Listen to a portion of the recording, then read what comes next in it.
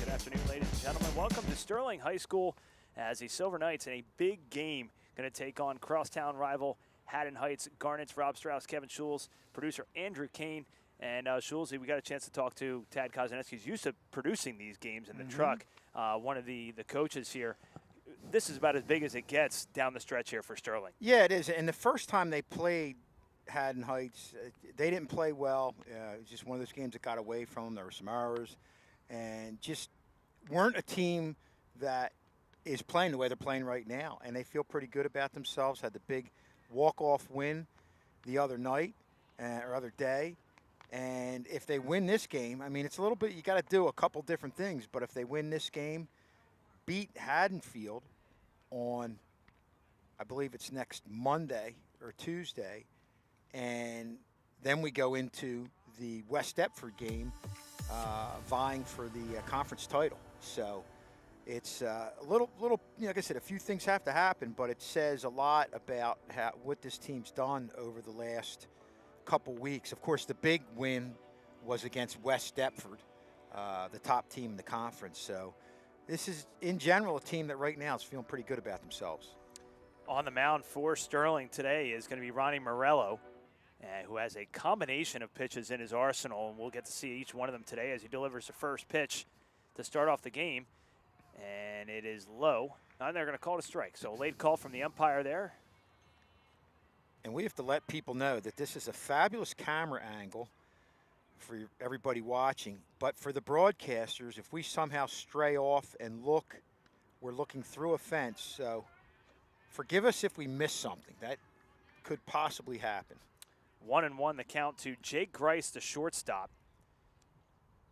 Not that we're setting up and making excuses for ourselves. We would never do that. 2-1 to Grice. He's hitting .340 on the year. Couple stolen bases to his credit as well. It'll be Grice, Bodine, and Daly for the Garnets. Hit into left center field. Backing up is Serrano, not able to get there. It's going to go up against the fence. Serrano sends it into the relay, and it's going to be a leadoff double for Jake Grice to start the game. And Grice is only a freshman. Boy, that's he really drove that one. Look at it on the replay. Really got it out over the plate. Got the barrel out there. And you could see from our vantage point that was going to be trouble right from the get-go. You see Serrano back there, a kid who covers a lot of ground, couldn't get to that one. So Haddon Heights starts off with the double, and right from the get-go gets a man in scoring position. And this is going to put their leading hitter into a situation that he hits swings on the first pitch foul down the third baseline, hitting .406 on the year. And that's really, really impressive and has a really bright future ahead of him. He does. Behind the plate is Caden Bodine going to head to, I believe, Coastal Carolina next year. Coastal Carolina, a team that won College World Series a few years ago. He'd been out for the past 6 games, and he's just coming back. But to this point was actually playing shortstop. But I believe today he's going to be catching, which is the position he's going to play moving forward when he goes to Coastal Carolina in a couple years. Swung on and gets into the gap, and they're going to hold Grice with nobody out. So runners on the corner, nobody out here in the top of the first. Sterling in some trouble early. Didn't hit it hard, just kind of found the right spot. See him right there, just getting that pitch on the outside part of the plate, and wow, almost. And that's great base running by Jake Grice as well to know that he's kind of in trouble there. That ball hits him, he's out. Yeah, and also a good move holding up, because right now with the top of the lineup up, nobody out, You know, unless you can absolutely get home, you want to just stay right where you're at. Swing and a miss by Shane Daly. Shane Daly coming into this game hitting right behind Caden Bodine at .404 this deep in the season. Really impressive for this deep in the season, hitting over 400. That's pretty sharp. I agree. And it's it just tells you about the offensive firepower this team has. Fouled back out of play. So a chance for Daly with runners on the quarter, a leadoff double by Grice, and then a seeing eye single by Caden Bodine puts runners on the corner with nobody out here in the top of the first. Ronnie Morello on the mound for Sterling from the stretch. Low. Good job there by Williams to corral because so much space we talked back about there. The other day. You know, behind the backstop. It's not your traditional backstop rather, and every stadium or field rather is different. This one is exceptionally deep. Well, Audubon had a few situations where it got by the catcher. Sterling was able to advance base, and I know the Audubon backstop is only maybe like 10 feet behind. I believe it's only like 10 feet behind the home plate, so not as it's a little more forgiving there than it is here at Sterling. And Heights swung on and hit foul. Heights' backstop is pretty close back also. So. And now Williams going to come out and talk to Morello here with 2 strikes to Shane Daly, the second baseman. Again, Daly hitting .404, has 16 RBIs. That leads the team. And that's what you want out of a senior. Leading the team in RBIs. Next closest would be Joe Priori, another fellow senior, outfielder with 12. So by the looks of things, I haven't missed too much so far, but... You've missed a lot, John. Oh, I have missed a leadoff double and a single, so runners on the corner, nobody out. Actually, not anymore. That wild pitch that hit down on the dirt, actually, the guy went down and stole second base. And now you have, that's a good catch by you, runners in scoring position. The corrector. Yes. John. Look, he shows up late and then is already correcting our mistakes.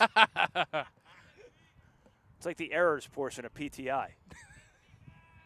Morello deals. Hit right back to Morello. Dives, throws it over to first, and a nice scoop by Kozaneski as the runners will stay at second and third. So 1-3 on the putout. Good job by Morello. Yeah, what a nice play all around. And this is tough. Sitting down, throwing. You know, whenever you throw, you're used to having your feet set, but again, just a great job all around by Ronnie Morello and also by Sean Kozaneski digging it out at first base. Brings up Speakman, who looks at a first pitch low and inside. Speakman on the season hitting .333, 4 doubles and a triple. And he's looking to knock a couple more home here as Morello trying to work himself out of a jam. Swing and a miss on that nice pitch by Morello, evens the count at 1-1. And Rob, we're looking at all these averages. You can see why they were an 11-1 winner the first time these two teams played at Haddon Heights. Pitch low, 2-1. To the right fielder, Matt Speakman. If he gets aboard, Drew Harris, the third baseman, waits on deck. Harris, another freshman.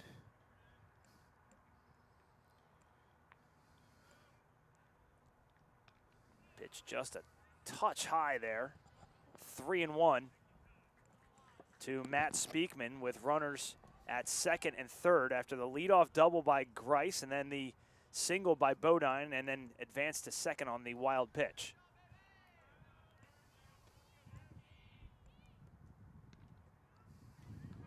Pitch in there for a strike. And count will be full to Matt Speakman. He's going to get a hittable pitch here, Schulze. No question about it, especially with some men on base. You don't want to lose him. Morello, the pitch, hit in the air to right field. Pigaro underneath it, and he makes the catch. Well, that's a break, getting out of that inning. You looked a little shocked there, Strauss. That was Valeriano on the catch, excuse me. Getting out of that inning with no runs. And, you get through the top of the order. Obviously, they got their hits, got their men on base. And, having that happen to a team that you played against that got a lot of runs off of you, and then you're able to get through that first part of the lineup, even though they got men on base, to walk away with it with nobody scoring is definitely something that's can give Strong some momentum. I don't know if I missed something. I'm counting 2 outs. I thought the same thing. I thought that was just me. We I- the out at first. The out at first, the pitcher to first base, and then the fly out. Where was the other one? That's my question. John, where are you on this one? I don't know. I just came back. I thought they still had like 3 outs to spare. Well, we had the leadoff hitter. That was the leadoff hitter that hit the double. Correct. Okay. The next one, it hit the ground ball to the right of the shortstop. Single. Okay. Then Morello to Kozaneski. Yep. And Oh then yeah, wouldn't that be 3 outs? unless he The first baseman. No, because he threw it to first. but it was on the First, ground. yeah. And who was the next batter up? The guy who flied out? Stephen, yeah, fly out. Oh, my God. I wouldn't mind it. I'm now seriously going to go look at the Oh, live I'm stream. confused. Well, in the 'Cause meantime, we'll it's get the first thing I thought. Then I heard it in your. You didn't say it, but I heard it in your voice. You were just over there like. I'm staring at my score sheet going, okay, is this a new rule that we're only playing 2 outs in Miss the, in the somebody? first inning? I know we're trying to speed the game of baseball up, but That'll do it. That's one way to do it. In the meantime, while we're trying to figure out the out situation, we'll go to Sterling lineup. They're going to lead off Joe Romano playing second base, batting second, and playing shortstop Scott Leverton, and Santino Pagaro, the senior, in left field. Batting cleanup, seniors Sean Kozaneski playing first base, Jeremiah Thompson at third base, Jordan Serrano in center field. Batting seventh behind the plate, Brandon Williams. The DH today, Ryan Chandler batting eighth, and then Christian Valeriano in right field is batting ninth. On the mound today is going to be Di Costanzo, coming into the game with some astronomical numbers here, Schulze. 22 1/3 inning pitch, 1 run, which was earned, 5 walks, 29 strikeouts, and that's good if you're counting at home, for an ERA of .31. Yeah, I believe he had a no-hitter against Sterling his freshman year 2 years ago.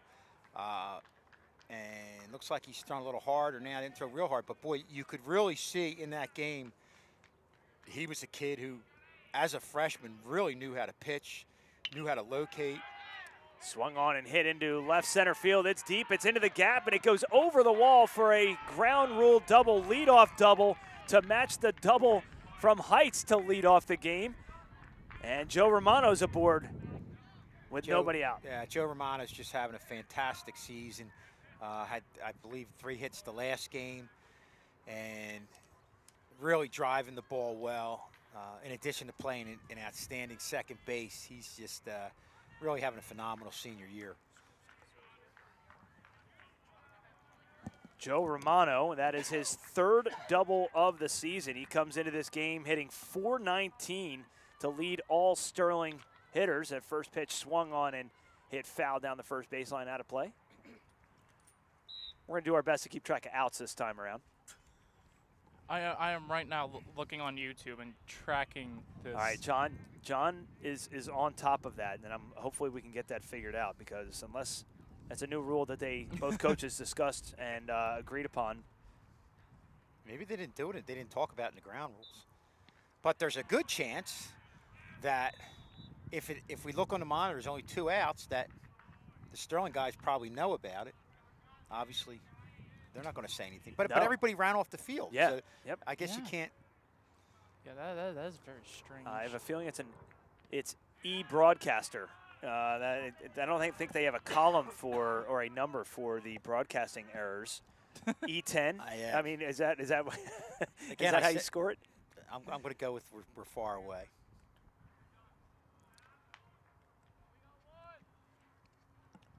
We did miss one. It was a strikeout.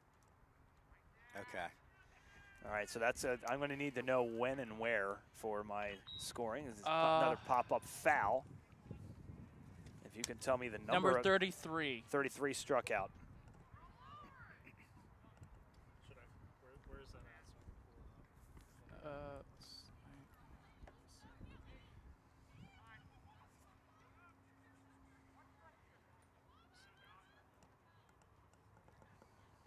pull it up. And so that means that Daly struck out. So there is your missing out. There it is. Good work, Wiggles, and good work, Andrew Kane, our producer, award-winning producer. I'm going to try to pull this up. Hit on the ground, the second. Scooping up is Daly. Sends it over to Beekes for the out, but the runner does advance to third. So Romano on third base.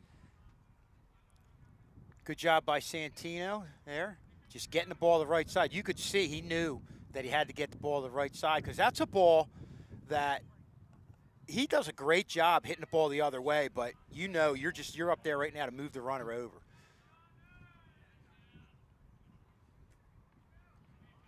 That's Kozaneski up to the plate now. Yeah, it's about right there. Had to make sure again.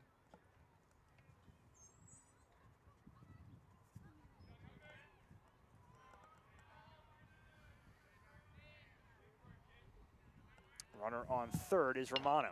Hit in the air, a mile. It's going back on it and not able to make the catch. That's going to be an RBI double for Sean Kozaneski, and Sterling is on the board 1-0. Al just drove it to left center field. He got all that. I initially thought it might even have a chance of going out, but another double, and that's good for an RBI. Yeah, you said it right there, Schulz. I almost thought it had enough to go out, or even like a ground rule double, but didn't have enough of a bounce. Brings up Jeremiah Thompson, whose name we called on the football field directly behind us a lot this past fall. The third baseman steps in and looks at a pitch outside, ball one. Thompson's really come on. Struggled a little bit earlier in the year, but he's got a couple home runs and really has some pop in his bat and made a couple nice plays in the field the other day, too. Hitting 188 on the season. Again, like you mentioned, a slow start. But 2 home runs, that'll help your average a little bit. Pair of doubles to go along with those home runs.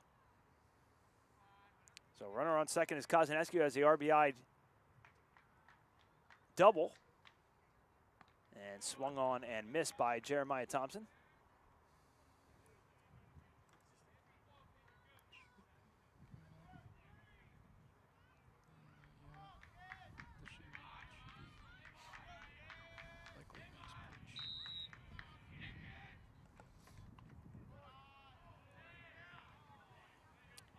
It's a beautiful day for baseball here. We are set up directly with a one-camera shoot in dead center field.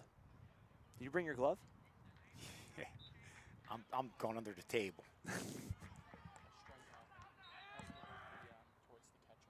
Swung on, fouled. And Kozaneski will hold at second base. So Sterling out to the early 1-0 lead. Romano led it off with a double, and Kozaneski knocked him home.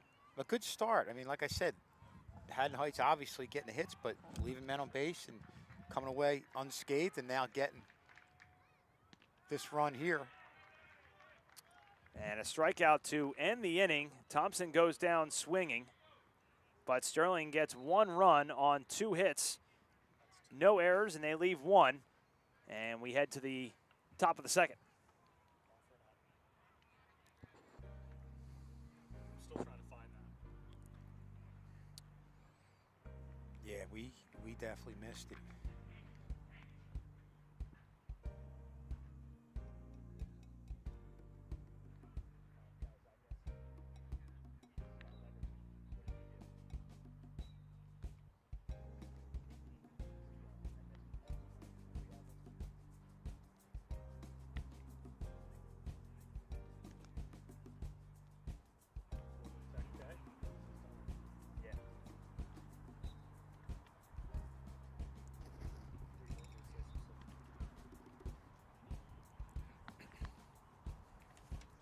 So 2 up for Heights.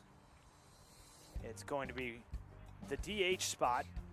Joe Priori, Beekes, the first baseman, and DiCostanzo.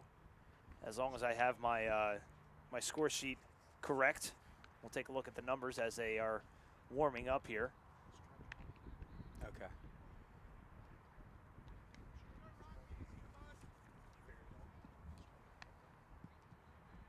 For us, John? Yeah, it was. Okay. It Yeah, was. okay. It was Okay. another strikeout. Okay. And this is where, you know, Ronnie Morel probably threw a decent amount of pitches that first inning. This is where, you know, you're getting towards the lower part of the lineup. I'm going to try to have a nice, clean inning here and not elevate that pitch count because, of course, Sterling has Haddon Township tomorrow, so. Priori hitting .333 on the season. Just double checking. It was 18, right? His number. Yeah.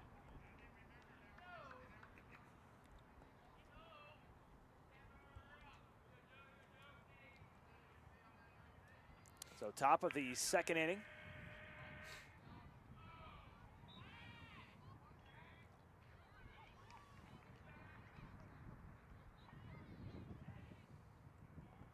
One nothing Sterling on the RBI double by Sean Kozaneski. And a strike there by Morello. Ron Morel really works the outside part of the plate.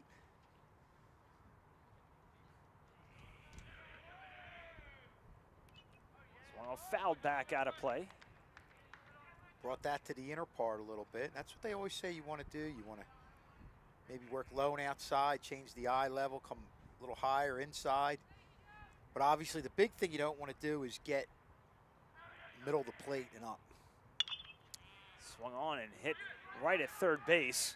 Thompson sends it over to first and not able to corral it is Kozaneski. And I think Priori's going to leg that one out for a single anyway, so we'll call that an infield hit. Well, that's what happened because he could see Priori had decent speed and Thompson got it, bobbled a little bit and didn't fully set his feet. And once you don't do that, that's where you're going to get those low throws. Kind of looked like he kind of short, quick stepped it with that left foot.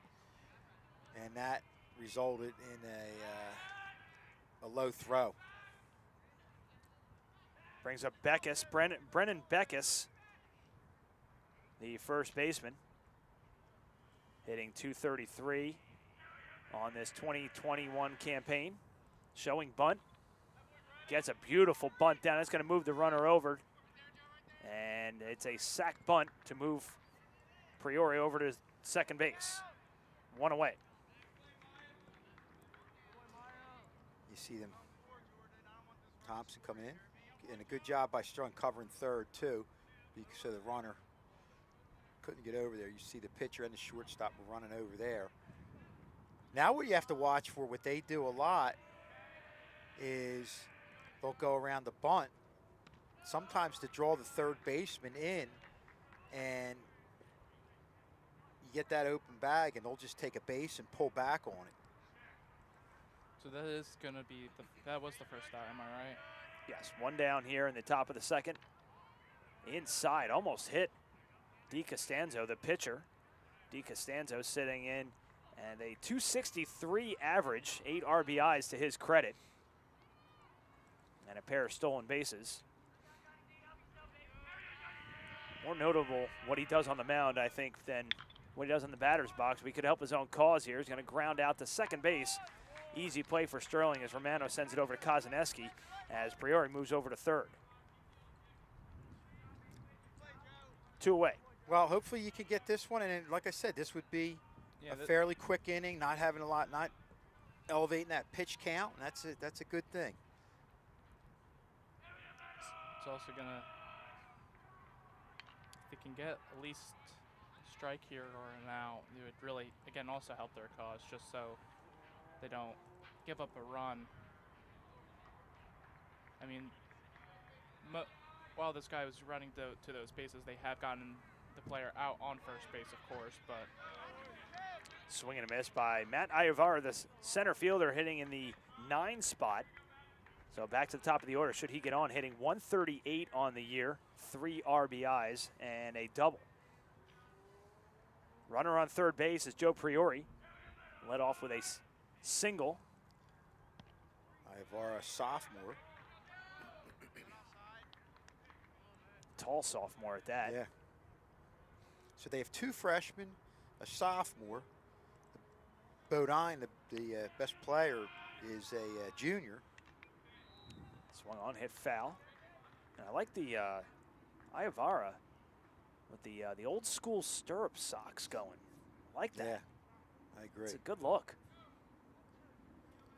Ronnie Morello's doing it. You saw right there. He had Ibarra right way out in front, kind of poked it at the end of the bat. Hit down the right field line, giving chase, and it goes foul. That was Valeriano giving it a run. Yeah, and there you see it. Looked like the prior pitch was a changeup, outer part of the plate. Then he went inner part. So hard hit balls, but they're foul, and they're all strikes. So check that. That was Pagaro in left field. As our vantage point is backwards, and a strikeout by Morello ends the inning. That is the second strikeout of the afternoon for Ronnie Morello, and that retires the side. No runs, 1 hit, no errors, and they leave 1. We head to the bottom of the second, Sterling leading 1-0.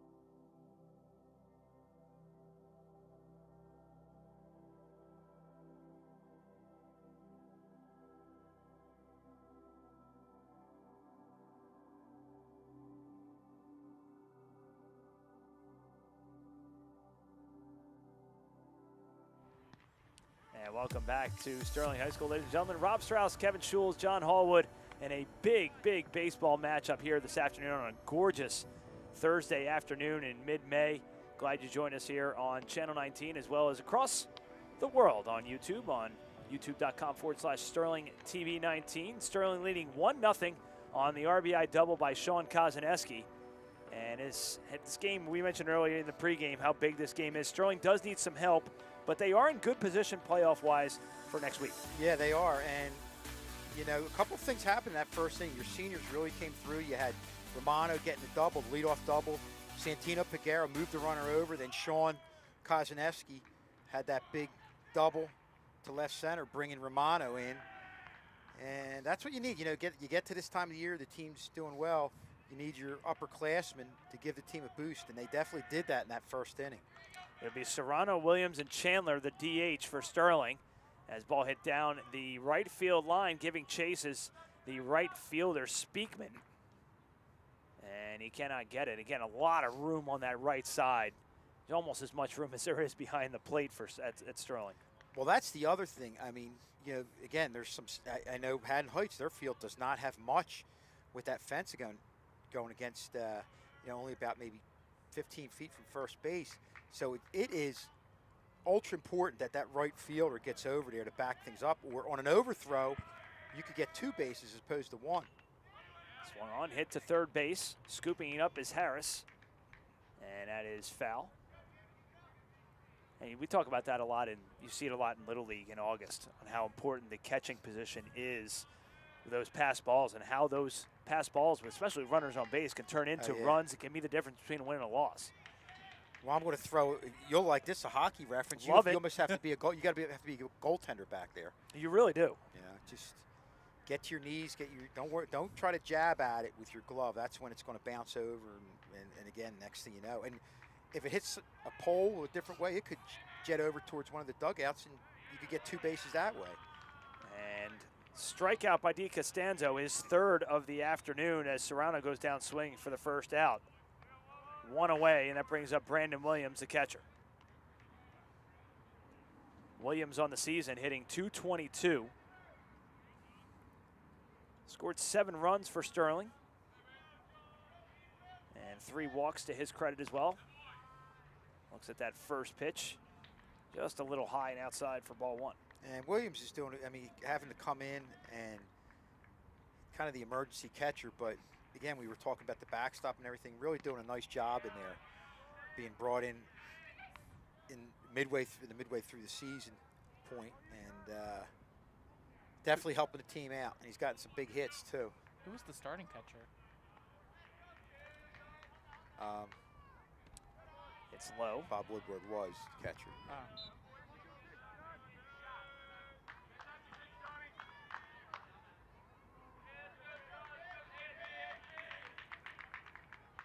Wind up in the pitch. Just missed the spot. DiCostanzo wanted it. Yeah, and that did was, not get it. Rob, that was a pitch they were getting, and then some the other day. Low and real low in a way. Some of the balls that were called strikes the other day were definitely questionable. Gets that one, called strike, almost the exact same spot, a little bit lower, but it may have caught some black on the plate there. And looking at, I believe, a full count here to Brandon Williams, the catcher.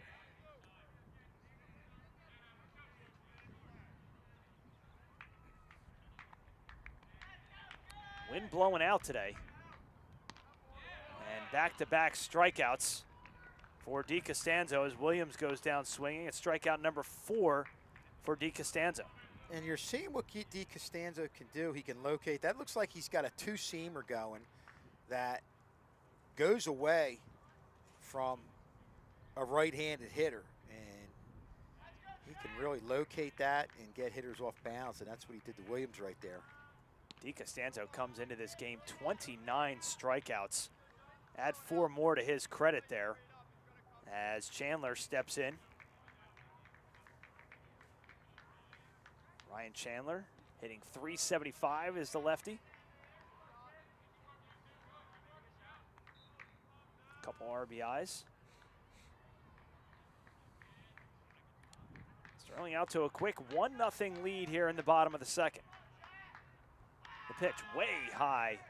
Good job by the catcher Bodine to hang on to that one. Nobody on base, but nonetheless, you want to stay sharp back there. Yeah.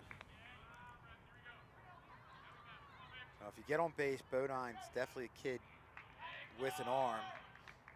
Obviously going to Coastal Carolina as a catcher.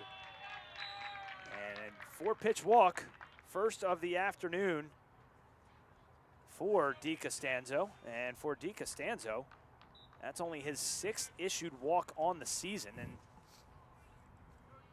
yeah, not as sharp as I think when I saw him 2 years ago. Boy, he had pinpoint control, and definitely not quite as sharp today as I'm sure obviously he's been to this point in the season. And you know, he relies on command, not getting the ball out over the middle of the plate, and you saw a couple of the doubles in the first inning, and that's what he did. He made mistakes to guys who could hit the ball, and they really made him pay for it. Valeriano facing a 1-0 count. The 9-hole hitter this afternoon, also the right fielder, hitting .133. Bodine comes out to take a quick chat to DiCostanzo. And he looks at strike to even the count 1-1. Valeriano, one of the guys who came in and pitched the other day, coming in doing a real nice job again, and a big win, big walk-off win against Audubon. I was about to say, didn't he come like in the 7th inning? I think so. Yeah, it was the 7th inning. Yeah, I think it was 6th or 7th inning. Valeriano, yeah. a real tall glass of water. Another player that we mentioned on the football field behind us. That one-handed grab and all. Looking for some more highlight reel material as he evens the count, fouls one away, 2-2. We were saying the other day, he's primarily been a football player, hadn't played in baseball since his, I think 8th grade. Yeah. And that's why they weren't sure what they were getting, but he's really been a guy who's kind of gotten a rhythm and improved as they've gotten to the latter part of the season. 2-2 pitch swung on and missed, dropped. And it'll be a strike him out, throw him out to end the inning. 3 up, 3 down. First clean inning for DeCostanzo. No hits, no runs, no errors, and 1 left on. We move to the top of the 3rd. It's 1-0 Sterling.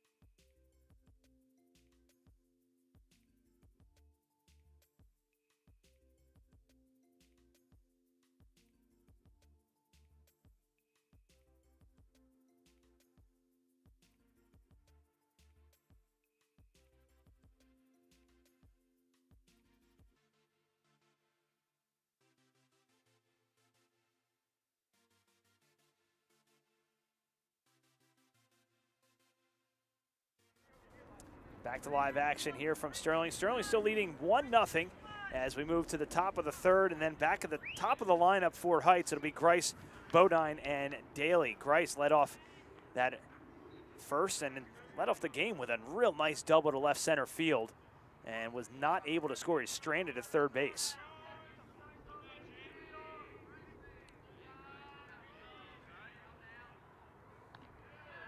Off-speed pitch there from Morello, kind of got away from him. Grice hitting .340 coming into this game, and he just hit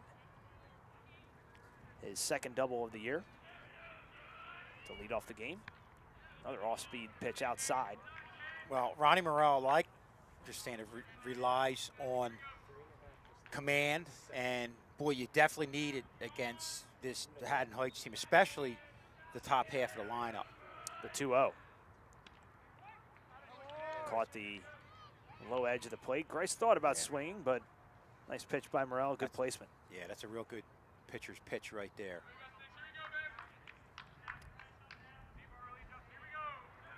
Wind up in the 2-1. Hit him. And he's got the free walk.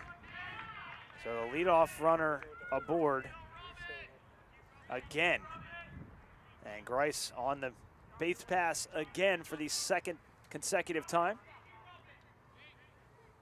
And that brings up dangerous hitter Caden Bodine, who singled and was left at 2nd base back in the 1st inning. And now Morello gonna have to operate from the stretch. Takes a look at Grice, and the lefty delivers, and it's popped up on the right field line. And making the catch is Kozaneski for the 1st out. Big out there from Kozaneski. Yeah, and that is not an easy play. You're getting it over your shoulder. Sean Kozaneski snags it. Boy, what a big out. Setting down Caden Bodine. 1 away. That brings up Shane Daly. Lays down a bunt down the 3rd baseline. And Thompson has no play. And now they do. They have almost had Grice stuck in a rundown. So it'll be an infield single for Shane Daly, and runners on 1st and 2nd. Yeah, they just caught them off guard right there. It's not with 1 out, the man on 1st, not really your true sacrifice situation. If there was nobody out, you might do that, but I think hard to tell. Hts wasn't going to do that with Bodine, their best hitter. Hard to tell from our vantage point, too, how close Thompson was. Oh, and another walk. Another player hit by a pitch, and now that's going to load him up. Morello losing control here in the top of the third. Second batter that he has hit in this inning, only one away. And Sterling leading by one. That brings up Drew Harris, the third baseman. Not to mention, bases are now loaded. Ball gets away, and the run is going to score. Runners will advance.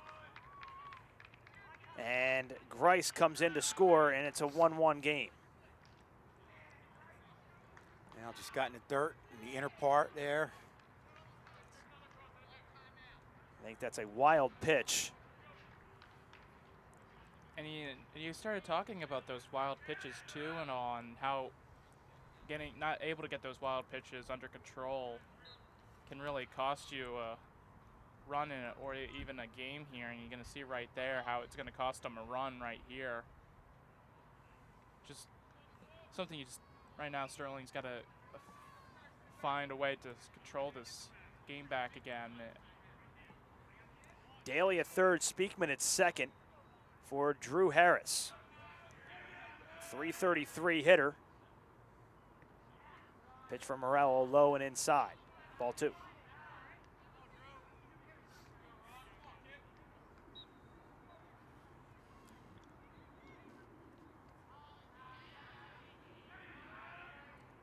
The 2-0. And in there for strike one for Morello. That's a pitch he absolutely had to have right there, Kevin. Yeah, he's really got to get back on track. Rob, this was the other thing they did the other day. They had runners on base. They let a couple runs in, but didn't allow Audubon to get a big inning.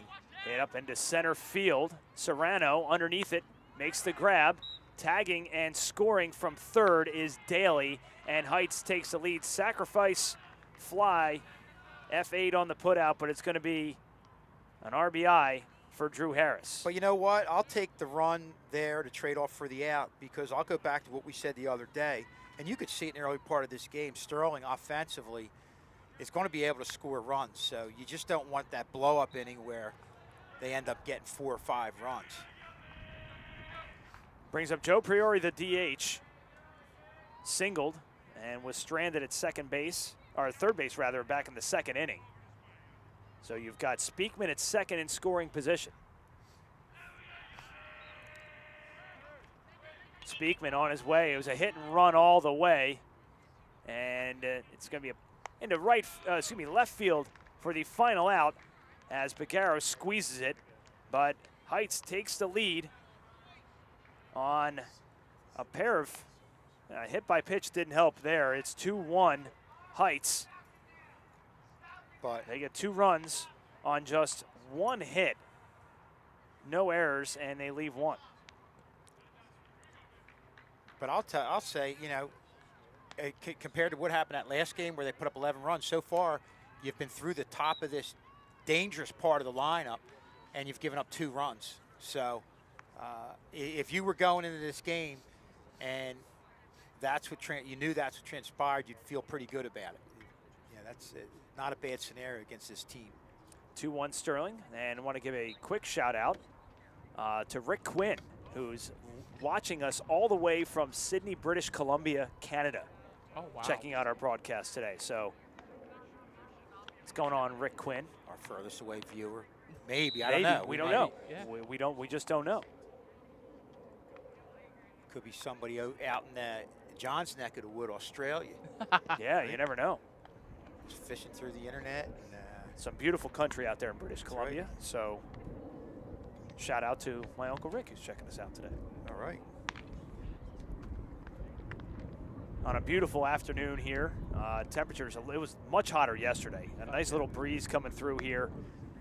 Definitely blowing out. So the outfielders have to be aware of that as we have a gust come through here. We have a great vantage point here in dead center field. But a great day for baseball, and still a long way to go here for Sterling as they trail this one 2-1 in the bottom of the third.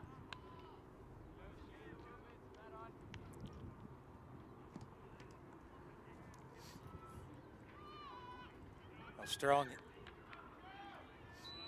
has the top of the lineup here with Joe Romano leading things off. Got a double first time up.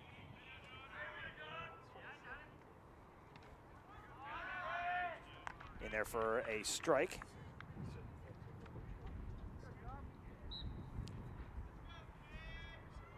Joe Romano hitting .419.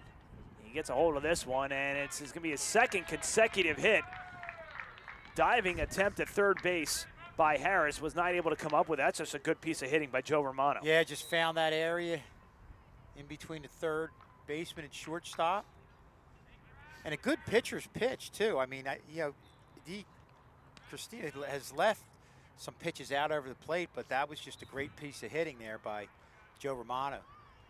Brings up Scott Leverton. Struck out his first bat, showing bunt, and draws it back. Definitely a bunting situation, just to move the runner over to scoring position. 4 strikeouts on the afternoon for DiCostanzo. Look back, check back the runner, Romano at first. He looks Just like trying to keep him honest there. he seemed he got there in time and all. DiCostanzo delivers, and it's tipped foul off the end of the bat by Leverton.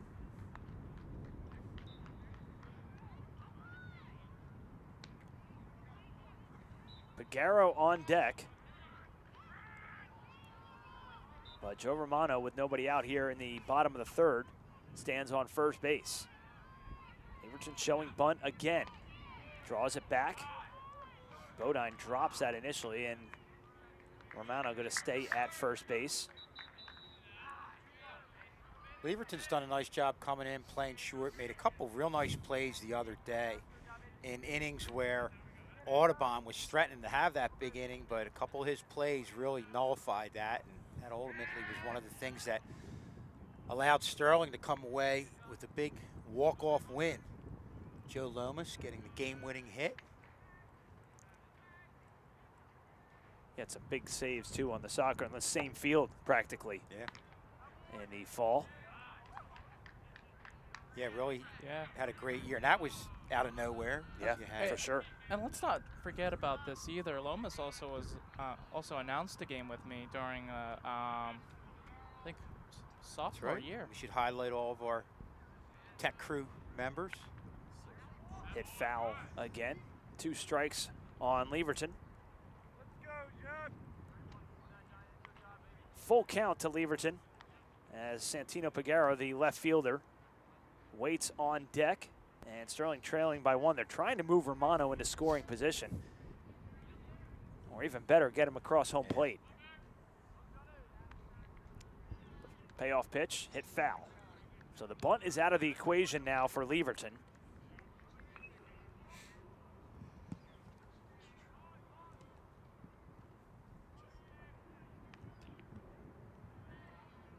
Full count.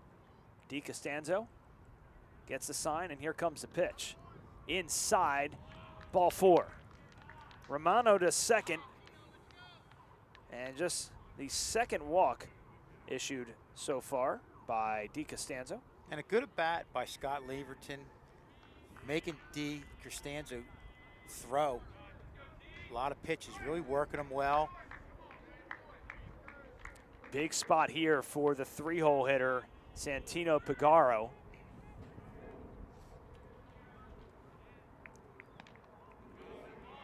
First pitch is a ball.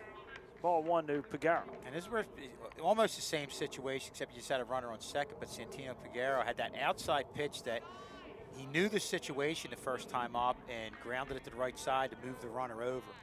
Real good piece of hitting.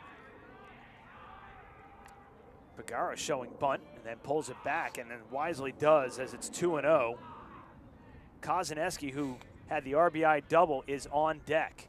Runners at second and first and second rather. And now there's going to be a meeting at the mound. High school doesn't charge mound visits. I know the MLB trying to find ways to speed up the game using the mound visits, and they're trying to do anything that they can to speed up the game for the fans. You get some highlights of this game and a bevy of other events that we have here on the campus of Sterling High School. Hit us up on YouTube, youtube.com/SterlingTV19, where some of you may be checking us out from. DiCostanzo, the Heights pitcher, and the entire infield having a little conference. Maybe they're figuring out where they're going for dinner after this. They hold a 2-1 lead, but Sterling threatening here in the bottom of the third. I think they're deciding also who pays. I heard Schulze's paying. That's what I heard. Is that true, Schulze? Too cheap. I'm looking up. I'm trying to see. You got me on that average time of a major league game. Pagaro bunts one, and it's going to go foul. It's got to be well over 3 hours. Game time. What I want to see is average game time over the years and how it's changed. Well, the pitch counter clock, I don't think really they're enforcing that at all. Or it seems like they're not.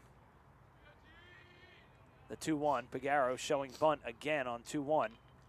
And gets a beautiful bunt down the third base line. Are they going to have a play? DiCostanzo throws it wildly over to first. Sterling's going to tie the game. They're going to bring 2 runners in to score, and Sterling takes the lead on the error by DiCostanzo. 3-2 Sterling. Well, that's what we talked about. We said you've got to know your field and know that right side. You had the error, and Sterling takes advantage of it, gets 2 runs across. Great job of Santino Pagaro bunting, and it just died in the grass, and he did exactly what he had to do, making the pitcher come way off the mound. That situation always puts teams defensively in a tough situation. You want third being covered, so the pitcher's the one that has to field that, and he has to come a long way. Kozaneski ropes one in the left field, going back on it, not able to get it. It's another double for Sean Kozaneski, and that'll put runners on second and third. Back-to-back doubles for the first baseman. He's on fire here this afternoon. I thought that was out. That was within probably about 10 feet. And, boy, he really drove it. I tell you, if you're DiCostanzo, I mean, you don't want to get a pitch out over middle of the plate to Yeah, they might force walk him next time. Wait a second. Now, you don't want to get a pitch out of the middle of the plate to these hitters. And, you know, they've made them pay for it a couple different times. Still nobody out here in the bottom of the third. Sterling takes the lead on a 2-base error by DiCostanzo. First pitch hit foul behind the backstop, out of play.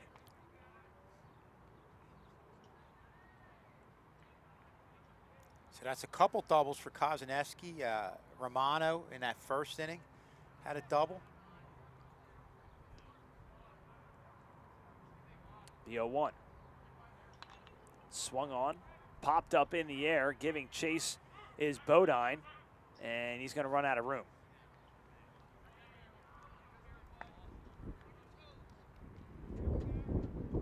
Bodine, as we said, headed to Coastal Carolina. That's impressive. Yeah, it was like 2 or 3 years ago they won the college. I think they won the whole thing, won the College World Series. Pagaro on third, Kozaneski on second, as Thompson goes down swinging for the first out. Big out for Heights and DiCostanzo. Didn't Vanderbilt won it last year or something like that? I know they've won it a couple years, a couple times. They're definitely probably over the last 7 or 8 years the premier team in college baseball.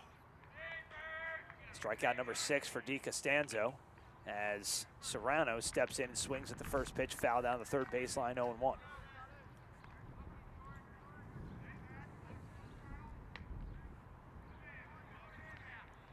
Brandon Williams, the catcher, on deck. Serrano struck out his last at bat. Swung on, hit down the right field line. Chasing it is Speakman, and he makes the catch. And tagged up. And tagging up, and able to score the run, and the runners are safe. So both runners advance. Sterling increases their lead 4-2. What a gun from Speakman in right field, but was not able to get him. Yeah, it was just too deep, but a good job getting the ball out there and getting the runner home. And So- Jordan Serrano, obviously, as a freshman, hasn't hit as well as he would have liked, but is really coming on as the year's going on, and that's a big at-bat for him. So sacrifice is good as Williams digs in. Struck out his last plate appearance just last inning. Sterling gets 3 runs in this inning so far. A little base knock and brings Sean Kozaneski home. I was about to say, are you predicting the future Strauss? It would be nice. If I could do that, I would have tonight's lottery numbers, which I would, of course, share with all of you. Would you though, really? I would, though. I'm a generous guy. This is, again, I'll go back to it, but at the risk of being a little bit redundant, this is why it was very important what Ronnie Morel was able to do. He had some runners on base, but getting out of jams and limiting the bleeding in those first couple innings because of the fact that you have a team that offensively can put runs on the board. That's what you're seeing from Sterling. Williams walks, so runners now on the corners for Ryan Chandler, the DH, who walked himself his last plate appearance.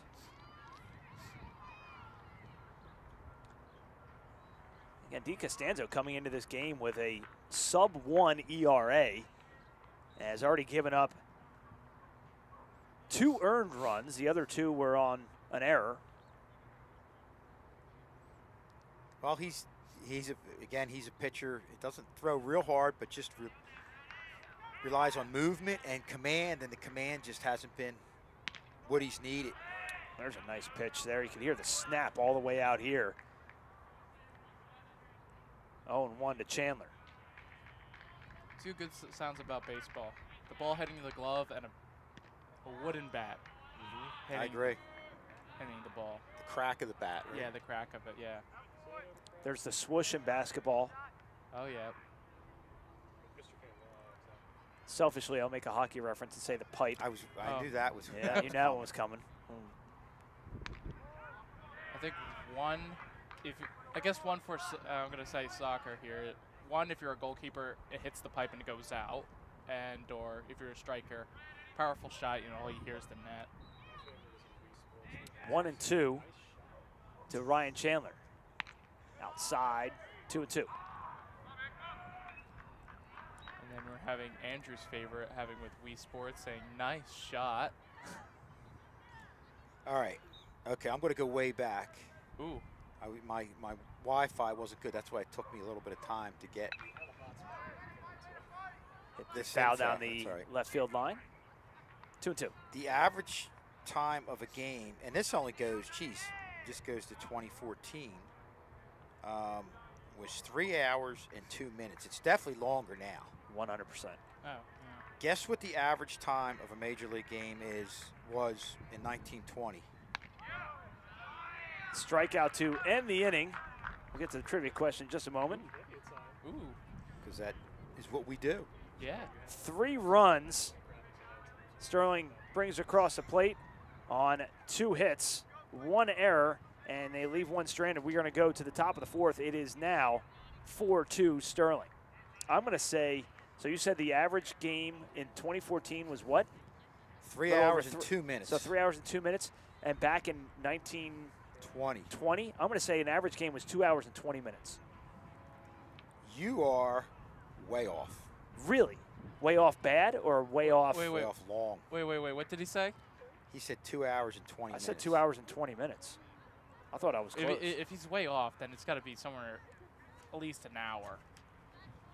More than an hour. More than an hour? Hour and 45 minutes. You only missed. You're almost there. Hour and 47 minutes. Well, you got to be kidding me. Can you imagine watching a baseball game for an hour and 47 minutes? I know, but think about it. We might watch one here today with 7 innings, but you're Yeah. talking about a 9-inning game.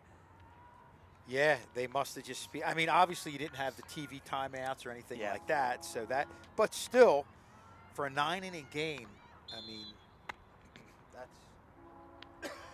That's one of the things that I know baseball is actively working on, is trying to speed up the game. They're trying a lot of things in the minors, and now they invoke the the pitch limit, where you have to face at least 3 batters so that you don't have as many pitching changes, because you used to bring in a pitcher to face 1 batter, and then you bring in another pitcher to face another batter, lefty-righty combinations, whatever whatever the matchup may be. They're trying to find ways to do it because the fans want offense. Yeah. The casual fan wants offense. The more seasoned veterans of the game really enjoy the 1-0, 2-0, 2-1 games, not the casual fan. But they want to appeal to the masses. Brennan Beekes, John DiCostanzo, and Matt Ayuvara, the 7, 8, 9 hitters for Heights, due up in the top of the 4th. Sterling leading 4-2. And again, we talked about you doing it. Ron Morello did a solid job with the top of the lineup first 2 times. Now you got to really just mow through this bottom half of the lineup and not allow them to turn it over in this inning. And if you get to the 5th inning with that happening, you've got to feel pretty good. Beckes hits one into right field. Valeriano squeezes it for out number 1.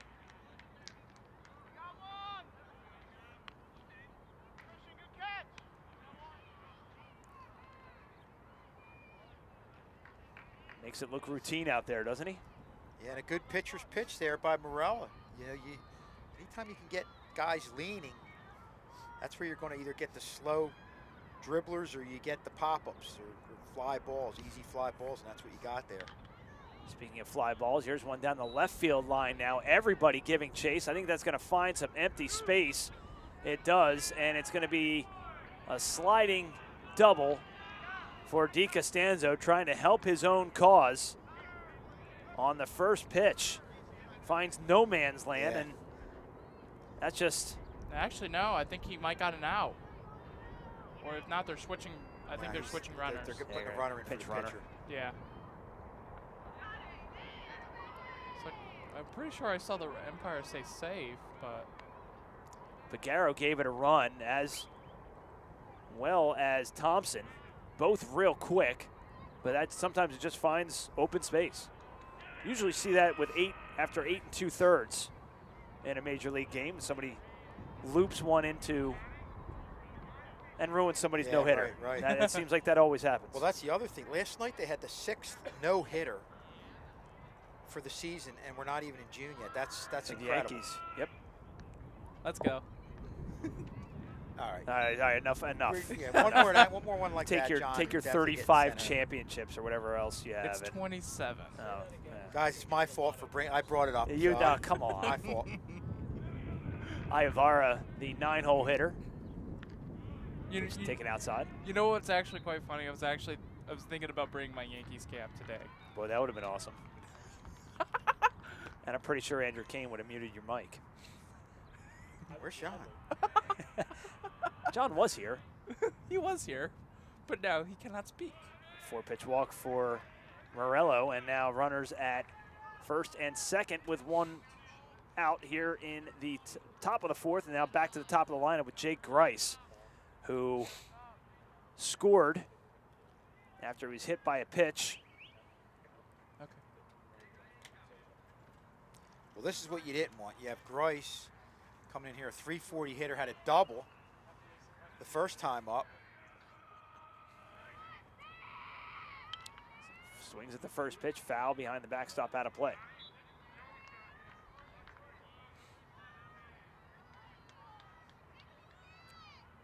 Should Grice get aboard,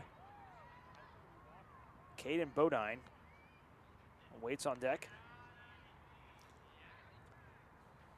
Grice led off the game with a double.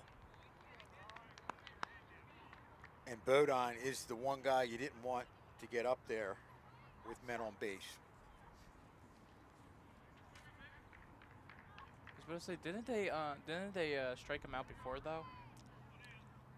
He had a double, I think, and a ground out, or a single, and I think he grounded out the other He time. popped out to Popped first out, baseman. okay. That's right. Okay. Because I know that we got him out, but I was just like, just couldn't remember.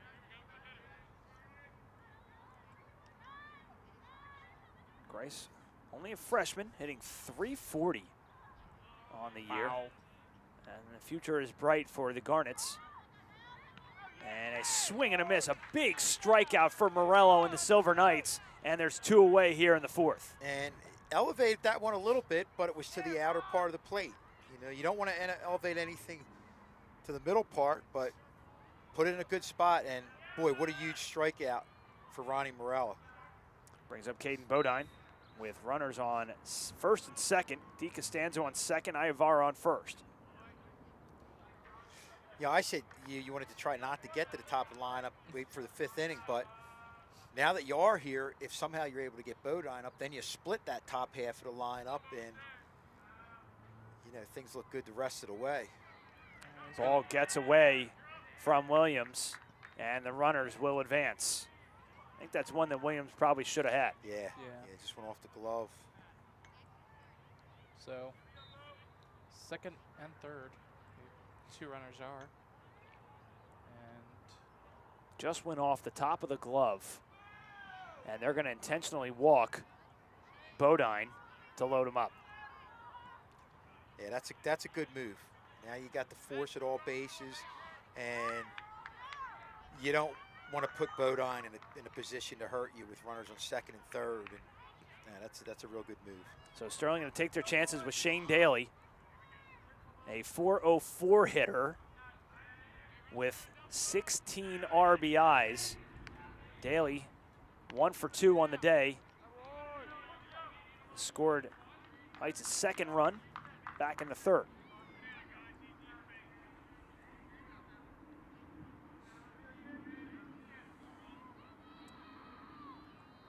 The pitch from Morello. Hit in the air, base hit. Going to score at least 1. They're going to try and get 2, and they are. The game's going to be tied. Yeah, the advantage Heights had there was with 2 outs. You've got the runners breaking on contact. And the throw went a little bit to the right-hand side. So, like I said, that's the thing about this. wait, are they Top half of this Heights lineup, they can really hurt you in a lot of different ways. I think they threw it into the dugout. So this could be a 5-4 game now. I think they brought in Bodine I'm only seeing all the way home, and they put Daly at third. Yeah, I only see 1 runner, and that's on third.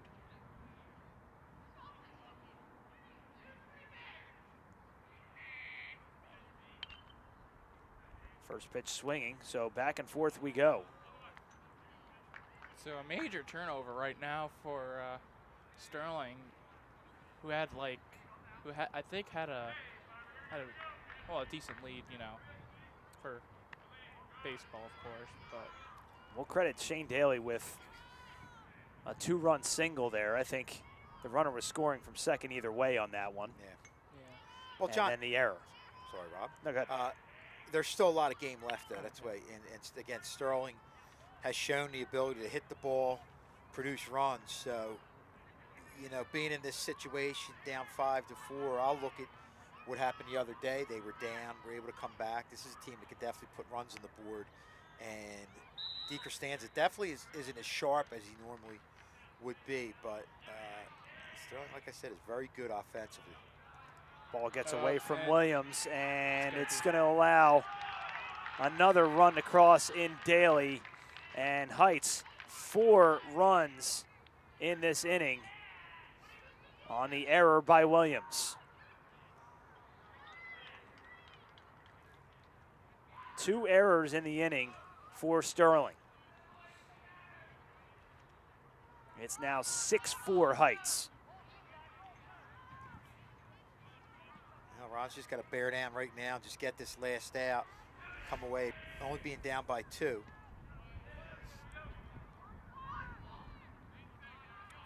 Pitch taken down low. Sterling was feeling good about themselves about 20 minutes ago, not even. Yeah. And this inning has absolutely really decimated this Sterling team, mostly by the errors. Yep. Hit on the ground towards second base. Nice scoop there by Romano. Gets it over to Kozaneski for the out, but the damage has been done. Heights gets 4 runs on 2 hits, 2 errors, and they leave nobody on base. We will head to the bottom of the 4th. Sterling trailing by 2.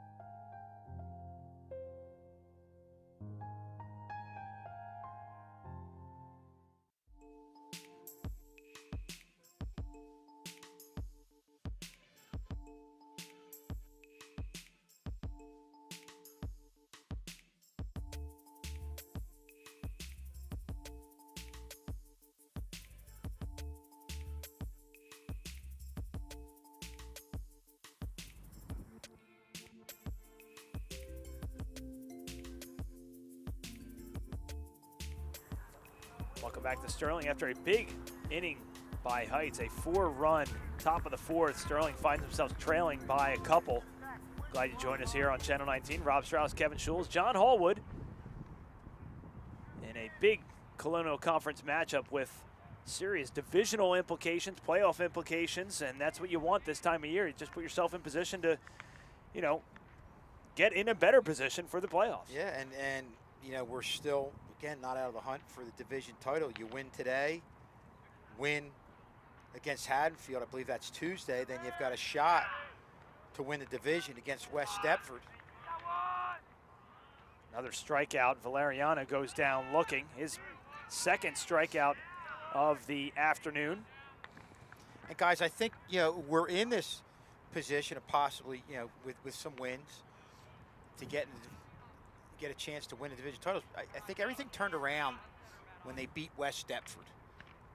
That was a big win. They won. Yeah. It really had things going. I think, you know, you always, if you ultimately end up winning division title, I think that's that pivotal game that, you know, made everybody feeling good about themselves and really catapulted them to winning a couple more games.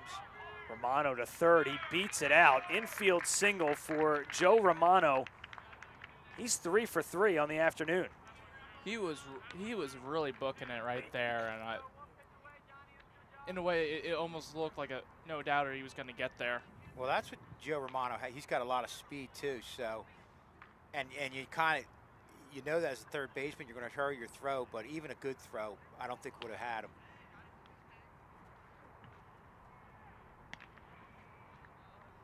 First pitch high and outside.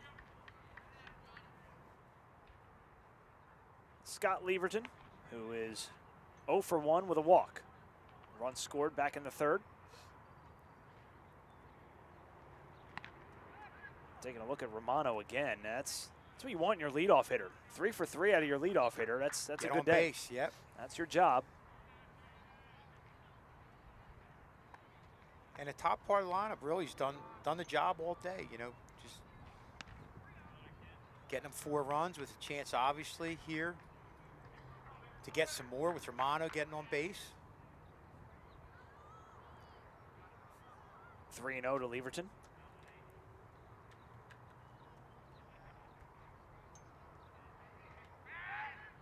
Look at Romano. That was just a easy throwback, just to try and keep Romano honest there at first base.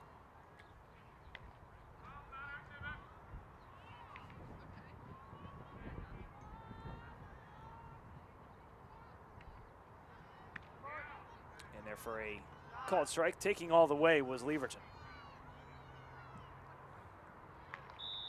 You take here too, Schulze? Try and get 2 on, nobody out? Or 1 out, rather? I don't know. I don't know if they want to put him in the guy at the top part. Maybe, I think that might be something you might do at the bottom part of the lineup. Not as much in the top part of the lineup. Pagaro waits on deck for the Silver Knights. And the pitch. Swung on and missed, or fouled back rather, and it's now full count to Scott Leverton, the shortstop. Got the middle part of the plate. I think Leverton had a pitch there that he could hit, just kind of missed it.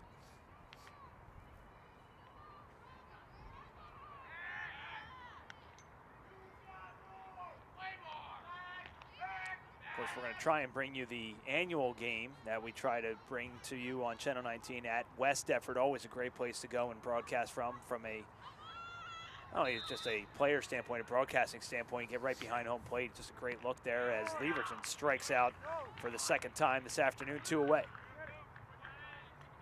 And I think this is a good time, to bring some trivia.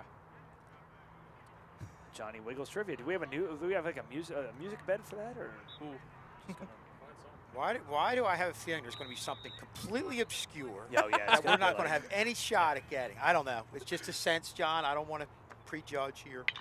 Well, Swung on and hit into right field. Going back is Speakman, and he makes the catch. That was a nice catch right there. It's not an easy catch. It almost just a couple more feet. That was going out. So Sterling, no runs, 1 hit, no errors, and they leave 1. Head to the top of the 5th. Sterling still trailing by 2.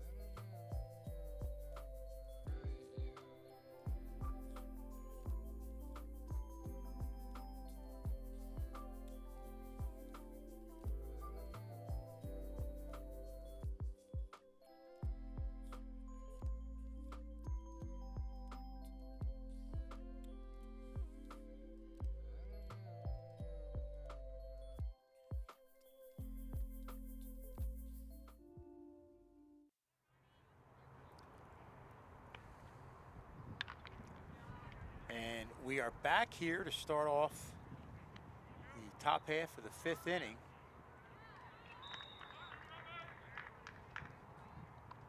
Like I said, I did have some trivia, but I kind of want to wait for Strauss to be here for this.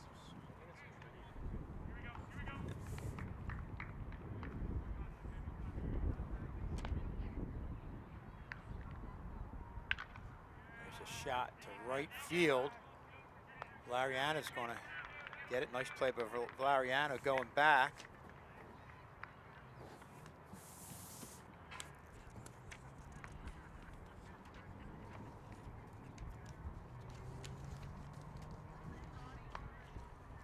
So far right now, Sterling still trailing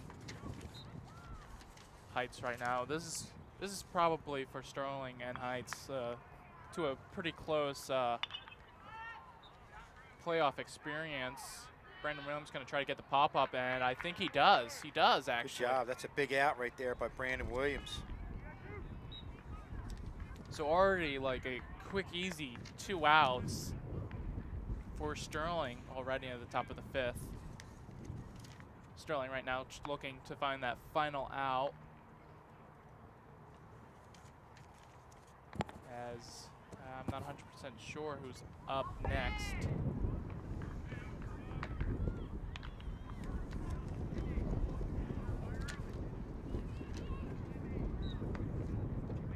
Okay, this is Joe Priori. I think this is Backus. That was Priori on the previous one. Priori popped out to the catcher, Brandon Williams. And this is Brennan Backus up here with 2 outs in the top half of the 5th inning.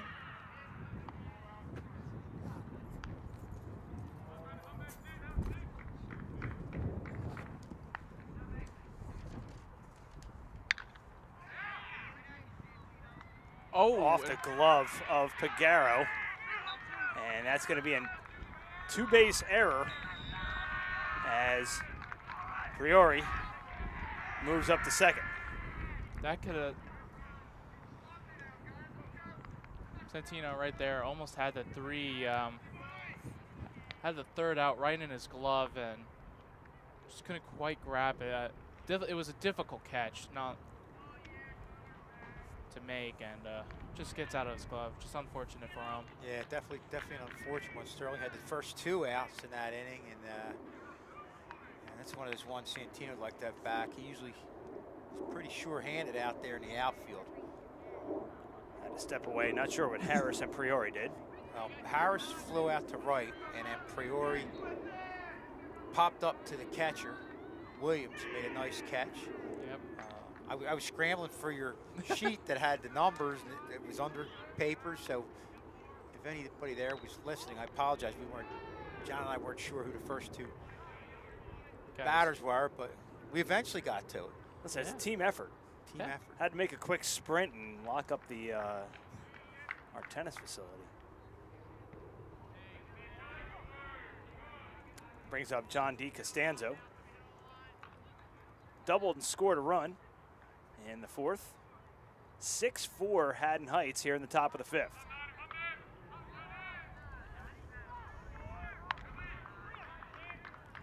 Brino and Morello gonna step off a little bit and try and recollect himself here. He's in some trouble.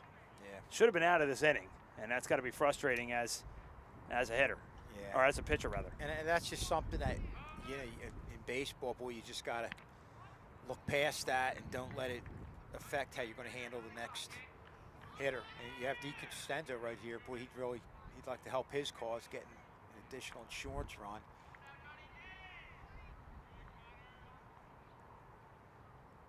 Pitch, swung on, hit foul.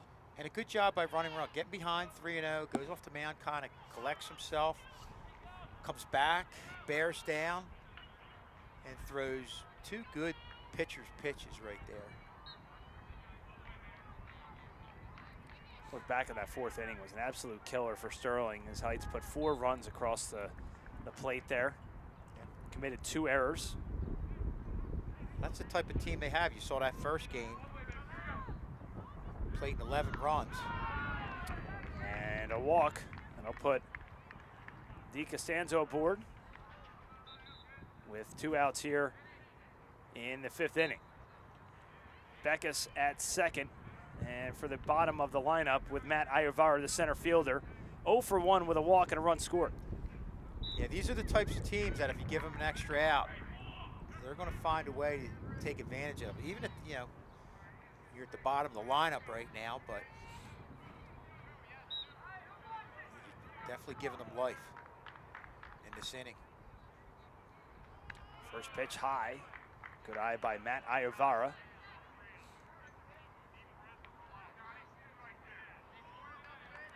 Just got to bear down here and just get Good, 3 or 4 good pitches in a row, getting some sort of rhythm here. And nobody would be happier than that than Santino Pagaro, who had the 3rd out in his glove. And just let it slip away there. Wind is carrying out, so it might be kind of hard to judge. Way high and outside. 3-0 now to Matt Iovara. And we're at a point now where Ronnie Morello's thrown a decent amount of pitches. Guys, if you remember in that 1st inning, there were a lot of runners on base, had some deep counts. And I'd said runners on base, but they didn't score, but still up the pitch count. 3-1 as Iovara looks at a strike on the outside part of the plate.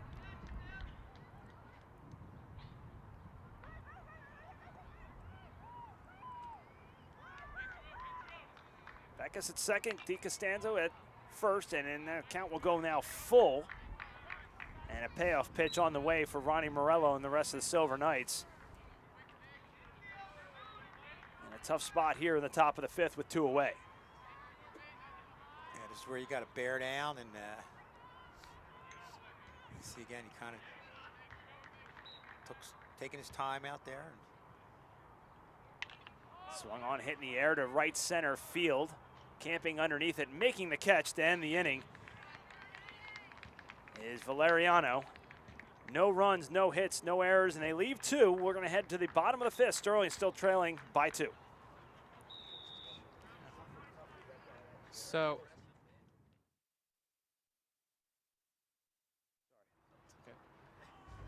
so we got some trivia while we have this little break. So here's the first one. Baseball is very much similar to which game? Kickball. No. Yes. No. Oh, it's cricket. Yes, it is cricket. Well, kickball too. Well, I'm just going off the answers that they're. Okay, so you're cheating. Okay, go ahead. All right. So go ahead. I'm listening. Next one is, which 2 cities have the oldest baseball stadiums? That's easy. Boston and Chicago. Not Chicago. Boston's 1. Yeah, Boston is 1. Cities in terms of stadiums? Yeah. Or cities. So like Boston, like and New York. New York, stuff like that. Yeah. So if I say Wrigley Field. Do you want me to give you the second? Sure. It was Detroit. Oh wow, I did not know that. Let's see. The game baseball originated from which country?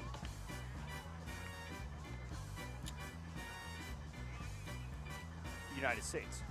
No, did not actually. England. Yes, it was from England. Abner Doubleday. I have no idea. I have no idea. I have no idea.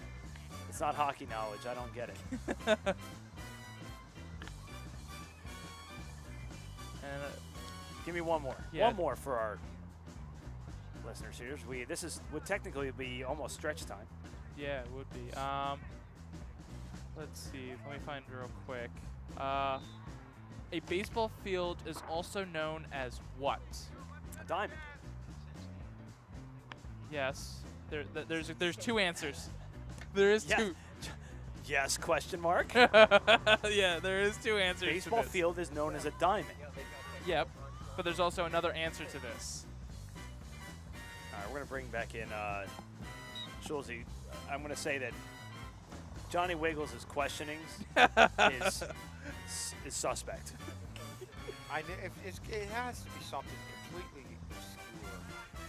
Like, Like Ty no, Cobb's you're batting average in 1940 Yeah, or something. Strauss, you're still right, but there's another name for it too. I didn't even hear the question. A baseball field is also known as what? A diamond? Yeah, Strauss has said that, but there's also another name to it. I want to give you a hint. There's a movie about it. Sandlot. Yes. Okay.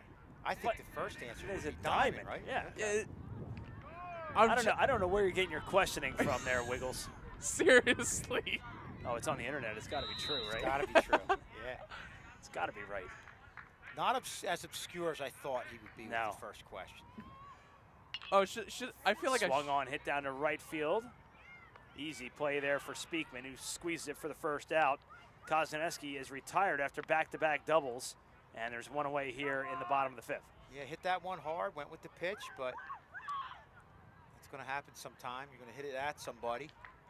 It'll be Thompson and Serrano due up for Sterling. And quietly, DiCostanzo, after that a real rough third inning, has really settled in here as Thompson swings at the first pitch. 9 strikeouts on the afternoon for DiCostanzo. Thompson looks at 1-1. 0 for 2 with a pair of strikeouts is Jeremiah Thompson, the third baseman. That's a surprising stat, 9 strikeouts. Wow, doesn't seem like he has that many. Thompson down the first baseline, giving chase was Beckus. He couldn't get there, ran out of real estate there on that right field line. That's the other, and we'll go to major leagues. The Major League Baseball strikeouts are way up. Yeah. Right now, and I think that's obviously we're saying the pitching's dominating, but that's all probably also due in part to the different type of approach that hitters have now as opposed to 7, 8, 10 years ago.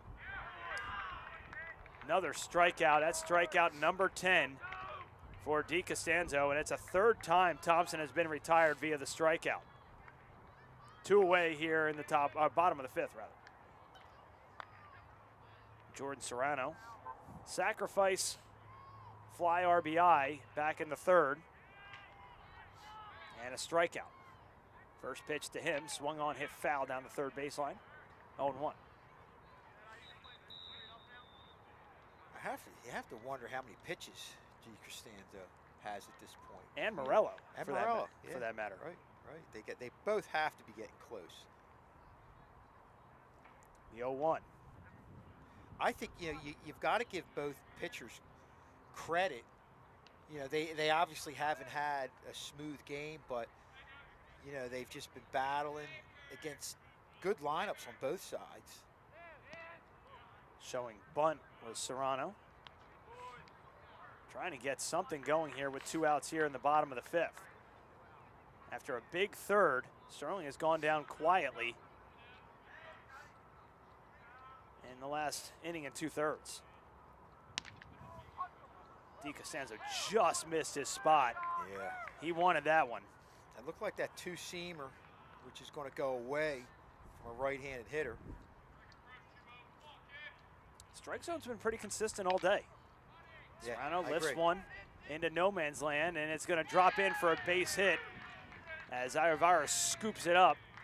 And Serrano's aboard with 2 away. Just found some open space. Yeah, and he deserved that. Like you said, for a freshman coming in, it's definitely tough being able to hit at the varsity level as a freshman. And I was saying how there's been some improvement, and you saw him hit that fly ball, sacrifice fly, line to right field that got a run home the previous at bat, and then gets behind in the count and is able to get his bat on the ball and have it fall in. And you want to see a kid like that get a break like he got right there. Well deserved. Tying run at the plate for Sterling as Williams looks at a strike.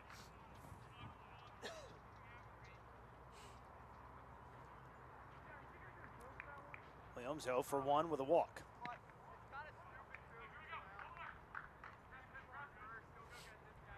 Getting some instruction down the 3rd baseline from, I believe that's Coach Hoffman down there on the 3rd baseline. Had a milestone victory the other day. Runner's going, and they got him. Trying to get Serrano, trying to sneak into second base, and that's how the inning will end. 1-6 on the putout. Oh no, 1-4, excuse me. 1-4 on the putout, and that's how the inning will end. No runs, 1 hit, no errors, and none left. We move to the top of the 6th, still 6-4, Haddon Heights. Should I do some more trivia?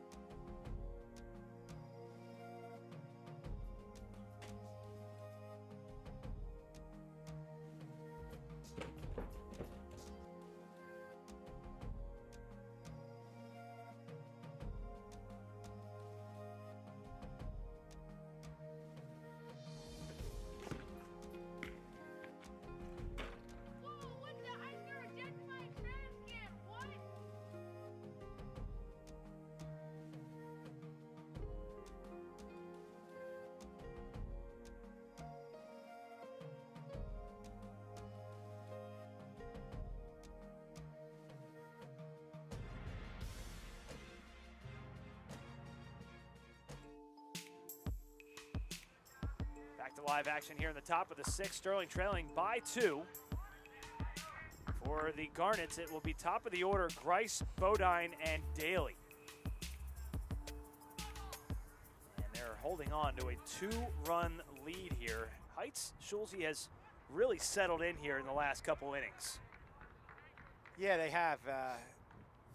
Sanders, like I said, he's battling through. Not one of his better games, but getting a lot of strikeouts, especially in the latter part of this game. Very surprised he's at, what is he at, 10 strikeouts, 11 strikeouts? Well, Sterling now going to Christian Ruiz on the mound. So a batter change, so that's going to be, Bullpen. I mean, not a batter, a pitcher change. Bullpen changer going with Christian Ruiz. So Morello's day is done.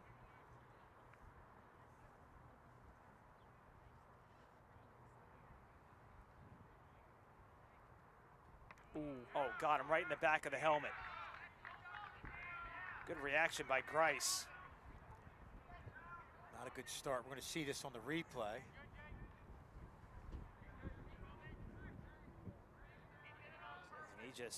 He just got him. He turned at the right time, did Grice.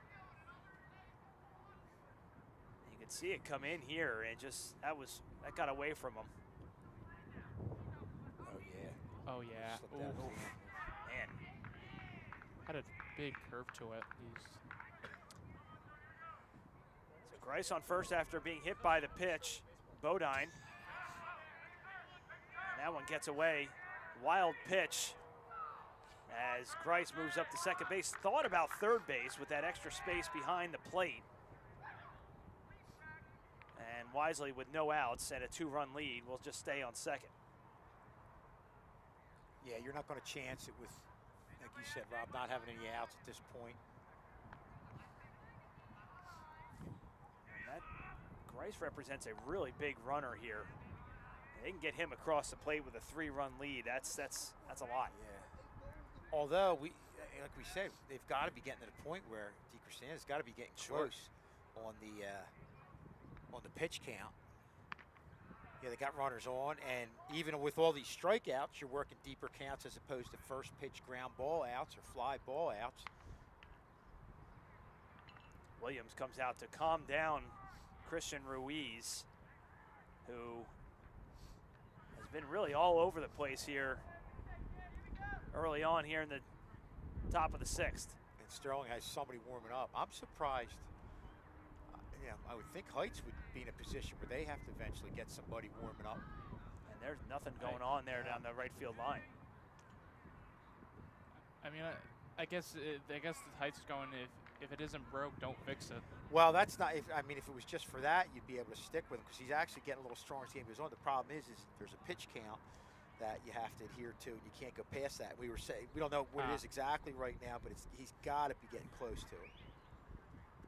Bodine walks, back-to-back walks. They intentionally walked Bodine back in the 4th, and it backfired on them for this guy, Shane Daly.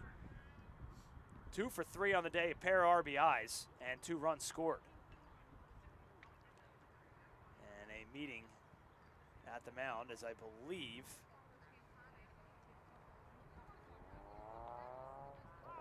Mr. K out there. What are you saying to him here, Schulze? Boy, just trying to relax him, calm him down. You might even be going over some things with the infielders, what we're going to do. But,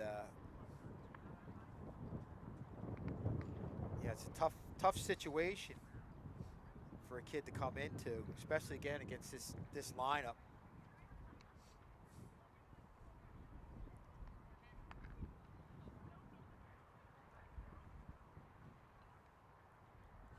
So after the mound visit from Mr. K,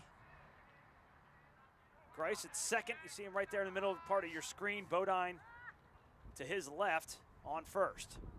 And they show bunt, and he goes, I believe. Looked like he went. Yeah, I think I wanted to get confirmation. Guess we'll see in the next pitch. Nobody out here in the top of the 6th. 2-run lead for Heights. Pair of errors in the 4th inning really hurt Sterling there. Pitch Swung on, hit on the ground into left field. Pregaro brings it in, but it's an RBI single for Shane Daly, his third of the day. It is now 7-4 Haddon Heights. Yeah, just were able to get the ball in play to the right spot. Just like that, Heights is up by 3. So that's, and they know that this Sterling offense is more than capable of coming back, but that's a big run right there. No doubt about it for Heights. Cleanup hitter Matt Speakman, the right fielder. 0 for 2 on the day. He was hit by a pitch stranded at second base back in the third. As Daly steals second. So now runners on second and third with nobody out. Shane Daly having himself a day. 2 runs scored. On the verge of 3, and 3 RBIs to go along with it. And that whole top half of the lineup has really been, even though they didn't get runs initially, they got men on base, they just continue to put pressure on the pitcher.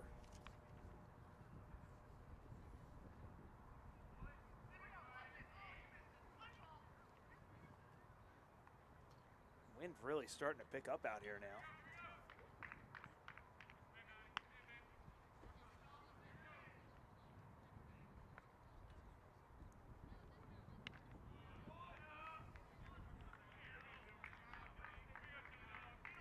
Another walk issued by the bullpen and Christian Ruiz, and that will load him up for Drew Harris. And it's going to be, it might be another meeting up on the mound. Yes, it is.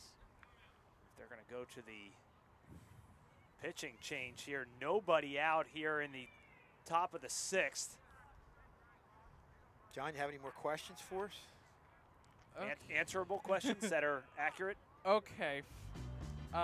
Against what opposing team did Babe Ruth hit his first career home run against? I'm a Babe Ruth guy. Read a lot about him. All right, let me think. It was when he was on Boston. This is just, oh my God, a wild guess. I'm going to say the Detroit Tigers. No, Strauss.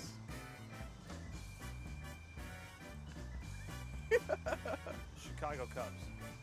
No, this is the American most ironic. New York Yankees. Yes, I should have said that. while playing for the Boston Red Sox, Babe Ruth hit his first career home run against the New York Yankees on May 6, 1915. Okay, I got the year. Wow. You got the year. Bonus points for the year, Schulze. That should have been the question. You should have said what year. Come on, Wiggles. One job. I know. Sterling going to bring in Jimmy Kelly, the junior. Not to be confused with another Jimmy Kelly that came through Sterling Yeah, baseball a probably number of about years ago. 3 years ago. Yep. Little history there. One of 3 Kellys in that family. Jimmy, the last of the Kellys. You had Megan Kelly, Nicole Kelly, and Jimmy Kelly. And the cousin of Joe Romano. Correct. This Jimmy Kelly, sister Erin Kelly, graduated in 2019. Okay. Here's another little trivia for you. Oh boy. What player was nicknamed Mr. November? That's got to be a recent one. Yeah, it is recent, yes. Derek Jeter. Dirk, I was going to say, I'll say Dirk Jeter. Yeah. Yes, you are correct. Give Strauss credit for that one, because he got it out. A split second ahead of me. I hit the buzzer. I'm good. I'm Jeopardy good. All right, big spot here for Jimmy Kelly against Drew Harris with the bases loaded and nobody out. First pitch high, wild from Jimmy Kelly.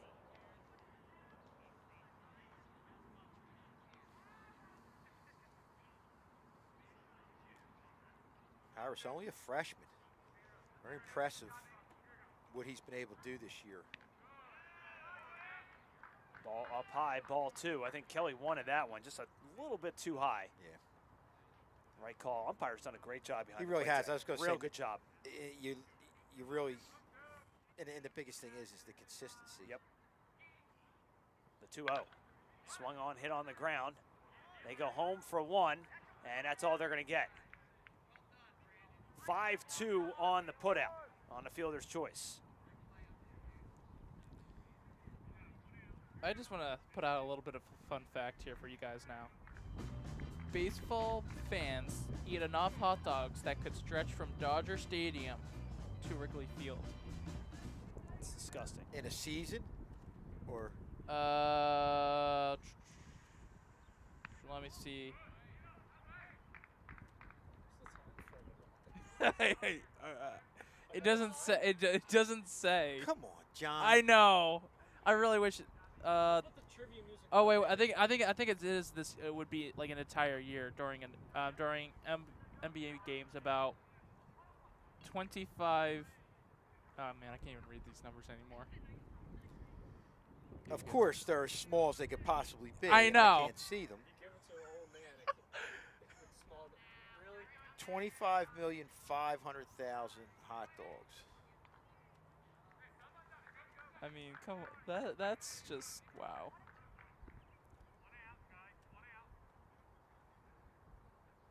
If somehow they were able to get out of this inning, only being down by 3, they're in striking distance, I feel like, with this Sterling offense. Ball inside from Kelly, and so you've got Harris at first, Speakman at second, Daly at third, and Priori the DH, who's 1 for 3 on the day at the dish. And a big spot here. And I think that you bring up a really good point there, Schulz. He's sure Sterling can get away from this, stay within striking distance here, within 3. Manageable, but you get a bases clearing double here, and that's going to be a problem. Yeah. The pitch from Kelly. Low. And nowhere to go, as the bases are full of Garnets here in the top of the 6th. Ruiz came in, had command issues, and now they bring in Jimmy Kelly, the junior, trying to work out of this jam. The pitch from Kelly. Popped up, out of play. I'll do it again. Hit the reset button. Yeah, that's a good pitcher's pitch right there on the outside part of the plate.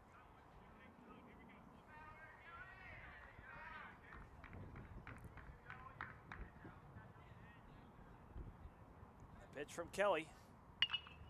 Hit on the ground, right at third base again. Carbon copy play.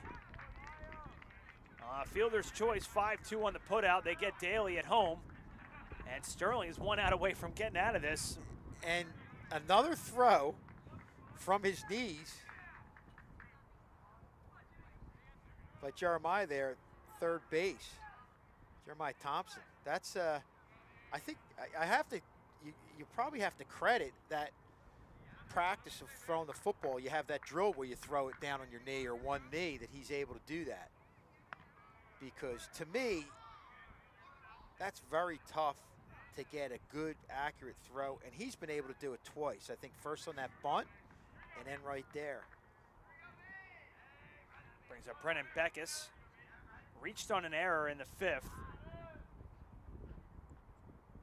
And he's 0 for 1. Beckus hits it foul.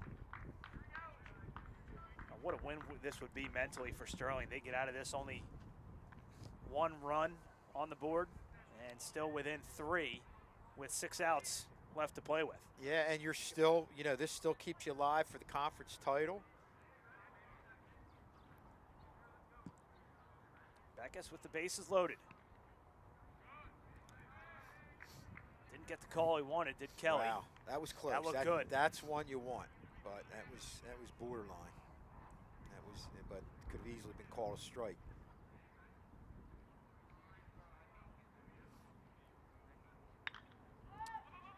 Popped up in the infield, underneath it, and making the grab is Leverton, and the inning is over. Sterling leaves them loaded, or Heights rather leaves them loaded, and they only put one run across the dish, which is unbelievable. Sterling going to move to the bottom of the 6th, trailing by 3.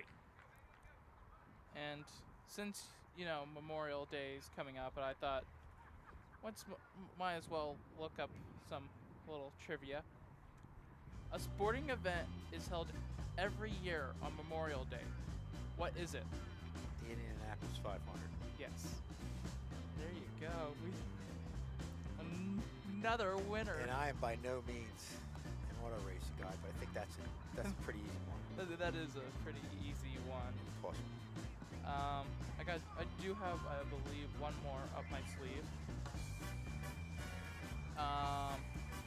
It was, oh man, I'm trying to find it now. It was like, what football player was in the Super Bowl and was in the World Series? Okay, the only player who played in a Super Bowl and a World Series. Deion Sanders. Yeah, Deion Sanders. I will see your Deion Sanders, and I will raise you this question. Who is the only player to win a Little League World Series and a Stanley Cup? Schulz? He did it with Colorado and is now the general manager of the New York Rangers. Oh my gosh. I was reading about Let's see. I think I got Schulze. I think I got him. Yeah, I think we do need to leave This is a good one. I'm going to let Schulz marinate on that one. He stepped away. I'm going to let him marinate on that. That's a good one, though. That is a good one. Bottom of the 6th here for Sterling. It will be 7, 8, 9 for Sterling.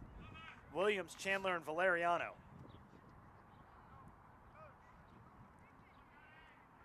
Only 6 out remaining for Sterling to try and get back into this one. The first pitch in there for a called strike.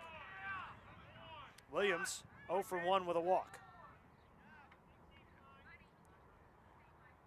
Williams pitching right now has been, not Williams pitching, sorry, my bad. The pitching for Heights has been really, really good. Ooh, Schulz wants a hint.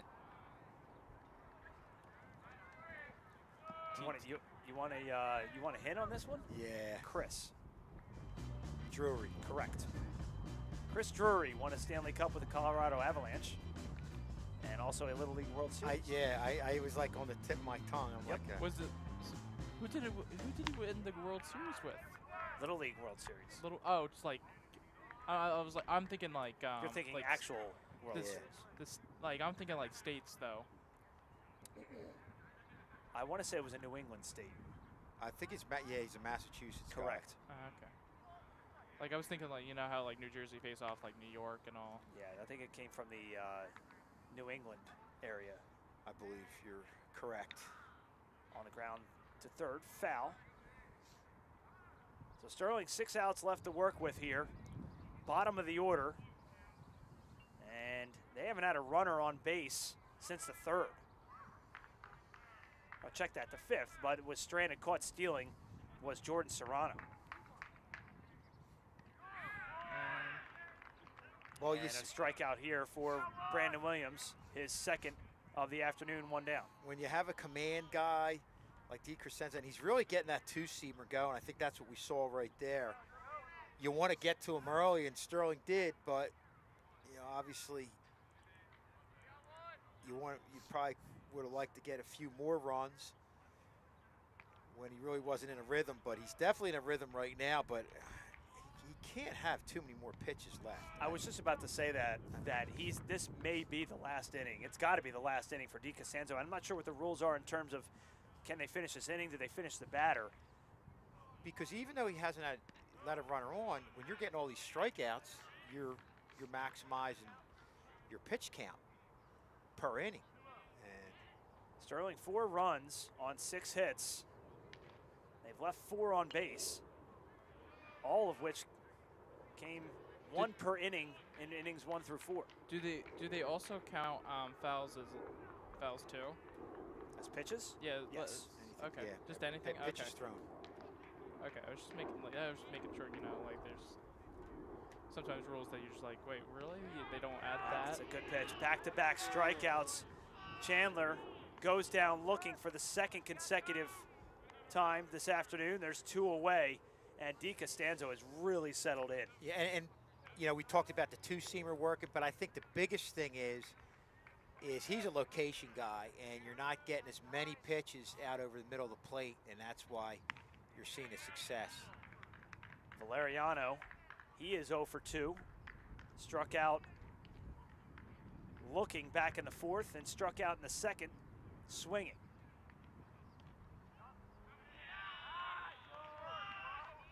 Be interesting to see what Heights does, who they bring out in the bullpen, because we're looking down directly in front of us. There is nobody warming up for Heights in the bullpen. I mean, depending on the pitch count, I mean, can they bring? I guess they could bring him out for the 7th. Yeah, I mean, it's because really he looks like a kid who's got good mechanics, doesn't put a lot of pressure in his arm, but yeah, it's definitely got to be getting close. Swung on, hit in the air to right field. Getting underneath it is Speakman, and he makes the grab, and the inning is over. Sterling goes down in order. No runs, no hits, no errors, none left on. We move to the top of the 7th. 7-4 Garnets.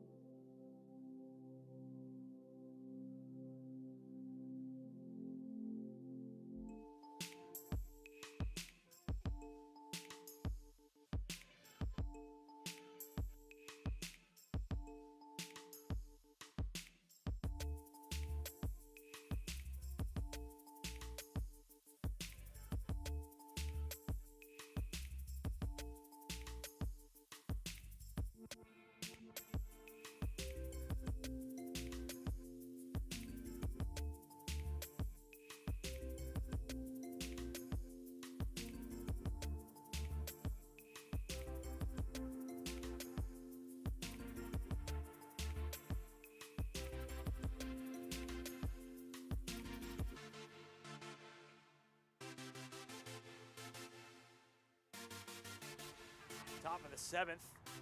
Jimmy Kelly still in to pitch and swing at the first pitch, and making the catch in right field is Valeriano for the first out.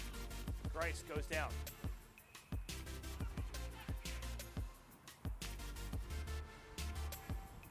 Really showed some speed there and has made some nice plays in the outfield. And you gotta like what he brings to the table from the outfield. And you know, he has it in him with that athletic ability that we saw him from football. Going back over the head of the center fielder Serrano, all the way back up to the fence right in front of us. It's gonna be a stand-up triple, or sliding triple. There was no throw, but for dramatic effect, Iavara goes sliding in for the game's first triple.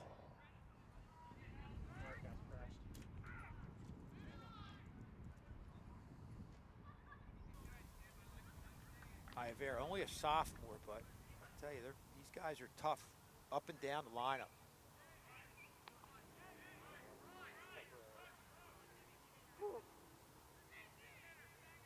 One out here. My correction, I mentioned Grice earlier that flew out to right field. That was DiCostanzo, the pitcher. Now back to the top of the order for the Garnets here in the top of the 7th. Now it's Grice. That's what you meant. Or unless they're making a switch here, it looks like they, umpire does have lineup cards out, and we might be making a switch here.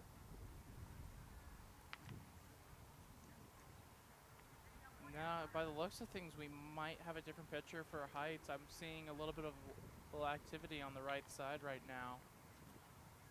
Yeah, and that's not Grice. surprising. You had to figure at some point. Looks like they're bringing in Vincent Stango into the game as a pinch hitter. Swings at the first pitch, popped up first base side. Kozaneski squeezes it. 2 away. Well, that'd be nice if they could get, like I said, get through this inning and give yourself a shot in the bottom of the 7th inning. Now it's Bodine. Walked his last plate appearance, got thrown out at home.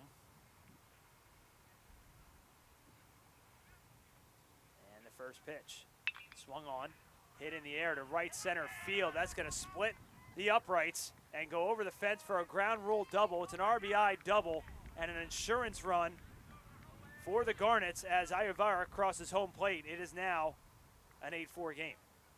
Well, that's what happens with a Division I player. You make a pitch in the lower outer part of the plate that's usually a good pitcher's pitch, but he'll just hit the ball where it's pitched.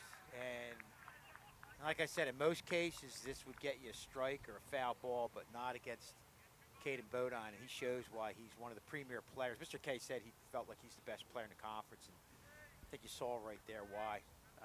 He got all of that one. It almost looked like it was about to go out as a home run, but Equally as impressive as Shane Daly. He's 3 for 4 today with 3 RBIs. And his .404 average coming into this game is going to take a little boost.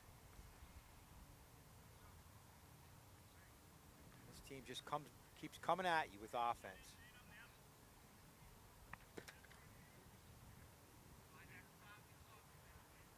Bodine on second. hey, we were talking about Major League Baseball. Fans want to see more offense, and I guess in a way you kind of got your offense right here. 12 runs have crossed the plate today in this 7-inning contest. One of the things I think getting back to the Major League Baseball, what they've done is they've taken the double headers and made them 7-inning games. I think that makes it a little bit easier on the pitchers, and I think that's a plus. Bodine running all the way, a little hit and run here as Thompson over to Kozaneski for the final out of the 7th, but they put one more insurance run over the plate, 1 run on 2 hits. No errors, they leave 1 stranded. We head to the bottom of the 7th. Last chance for Sterling, they're down 8-4.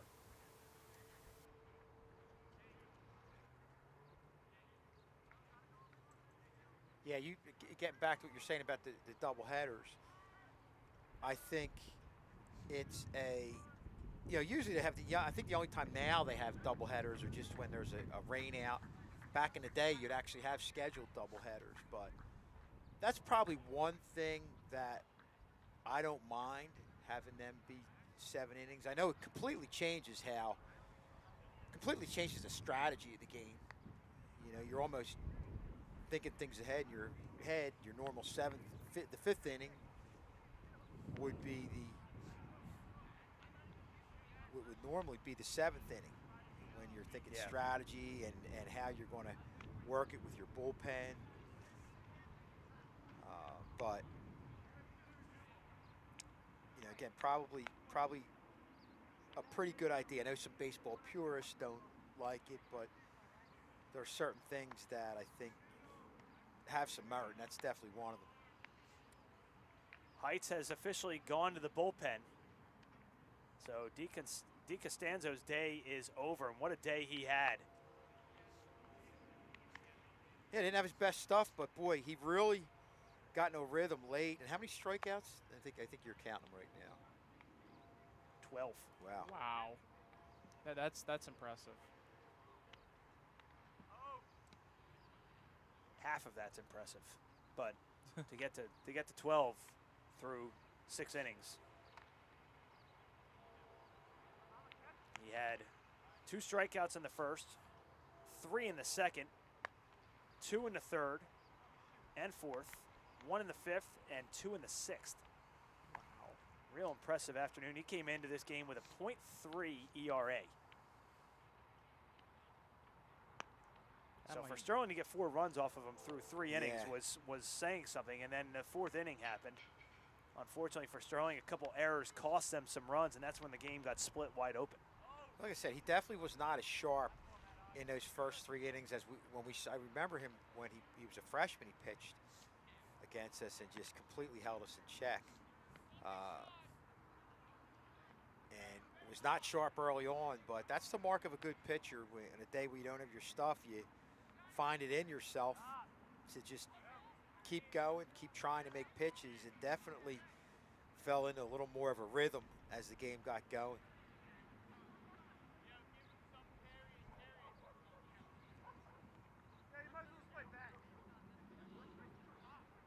So bottom of the 7th, last chance for Sterling, trailing by 4. See if they can hit this bullpen of the Garnets. Joe Romano leads off. The Garnets going to their bullpen.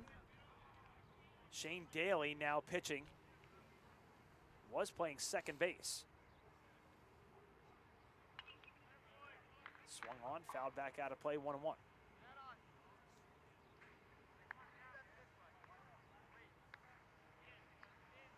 Check out the flow from Shane Daly. The hair wins the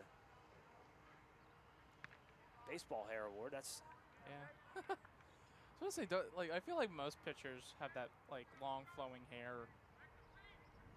I don't have that at all. I'm in fact the opposite.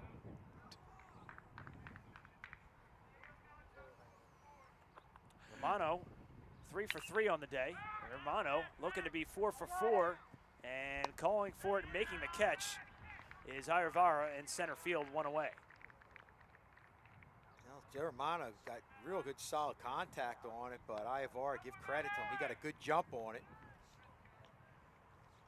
and was able to get a big first out here. And I think that's the first time they've gotten Romano out all day. Yep. Double and a pair of singles for Joe Romano. And unless Sterling can get 4 across the plate as Leverton is hit by a pitch.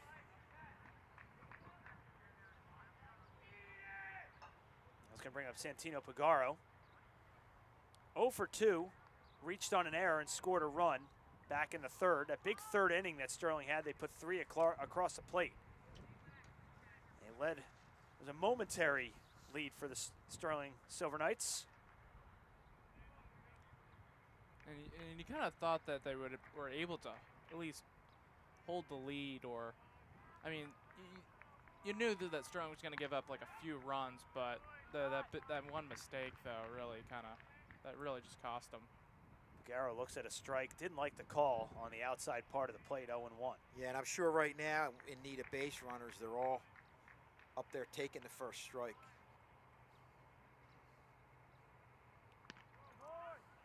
Pitch, same spot, same result. Yeah. That's a and good. the home plate umpire's been great today. Two really great. real good pitchers' pitches right there. And Shane Daly taking over for Di Costanzo. And the 0-2, low. And a kind of a waste pitch there for Shane Daly, trying to get Pagaro to chase.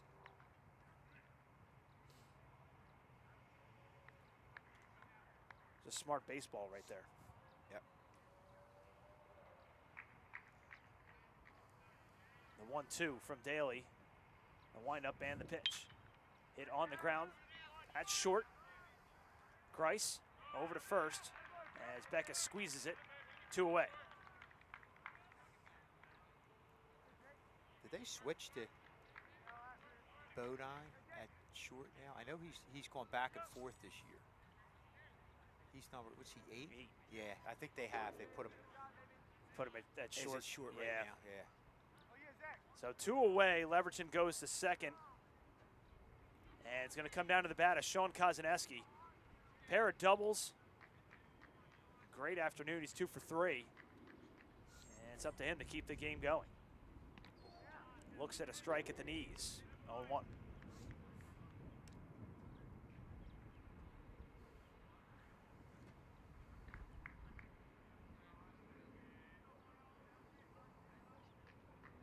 Leverton at second. Kozaneski on the ground to first. This should do, or second. This should do it. And the ball game is over. 4-3 on the putout. Sterling drops this one 8-4. Still alive in the playoff hunt, but the divisional race. This is one you needed, but hey, you know, you went against a pretty good team, and Heights just out-offensed them, and Sterling just made some mistakes that kept some innings going, and you can't give opportunities to a good team. So that'll do it for this one. Heights gets a big 4th inning. They score 4 runs en route to an 8-4 victory over Sterling. For Andrew Kane and the rest of the Channel 19 crew doing a great job. Kevin Schulz, John Hallwood, I'm Rob Strauss. We'll see you next time on Channel 19. Good night.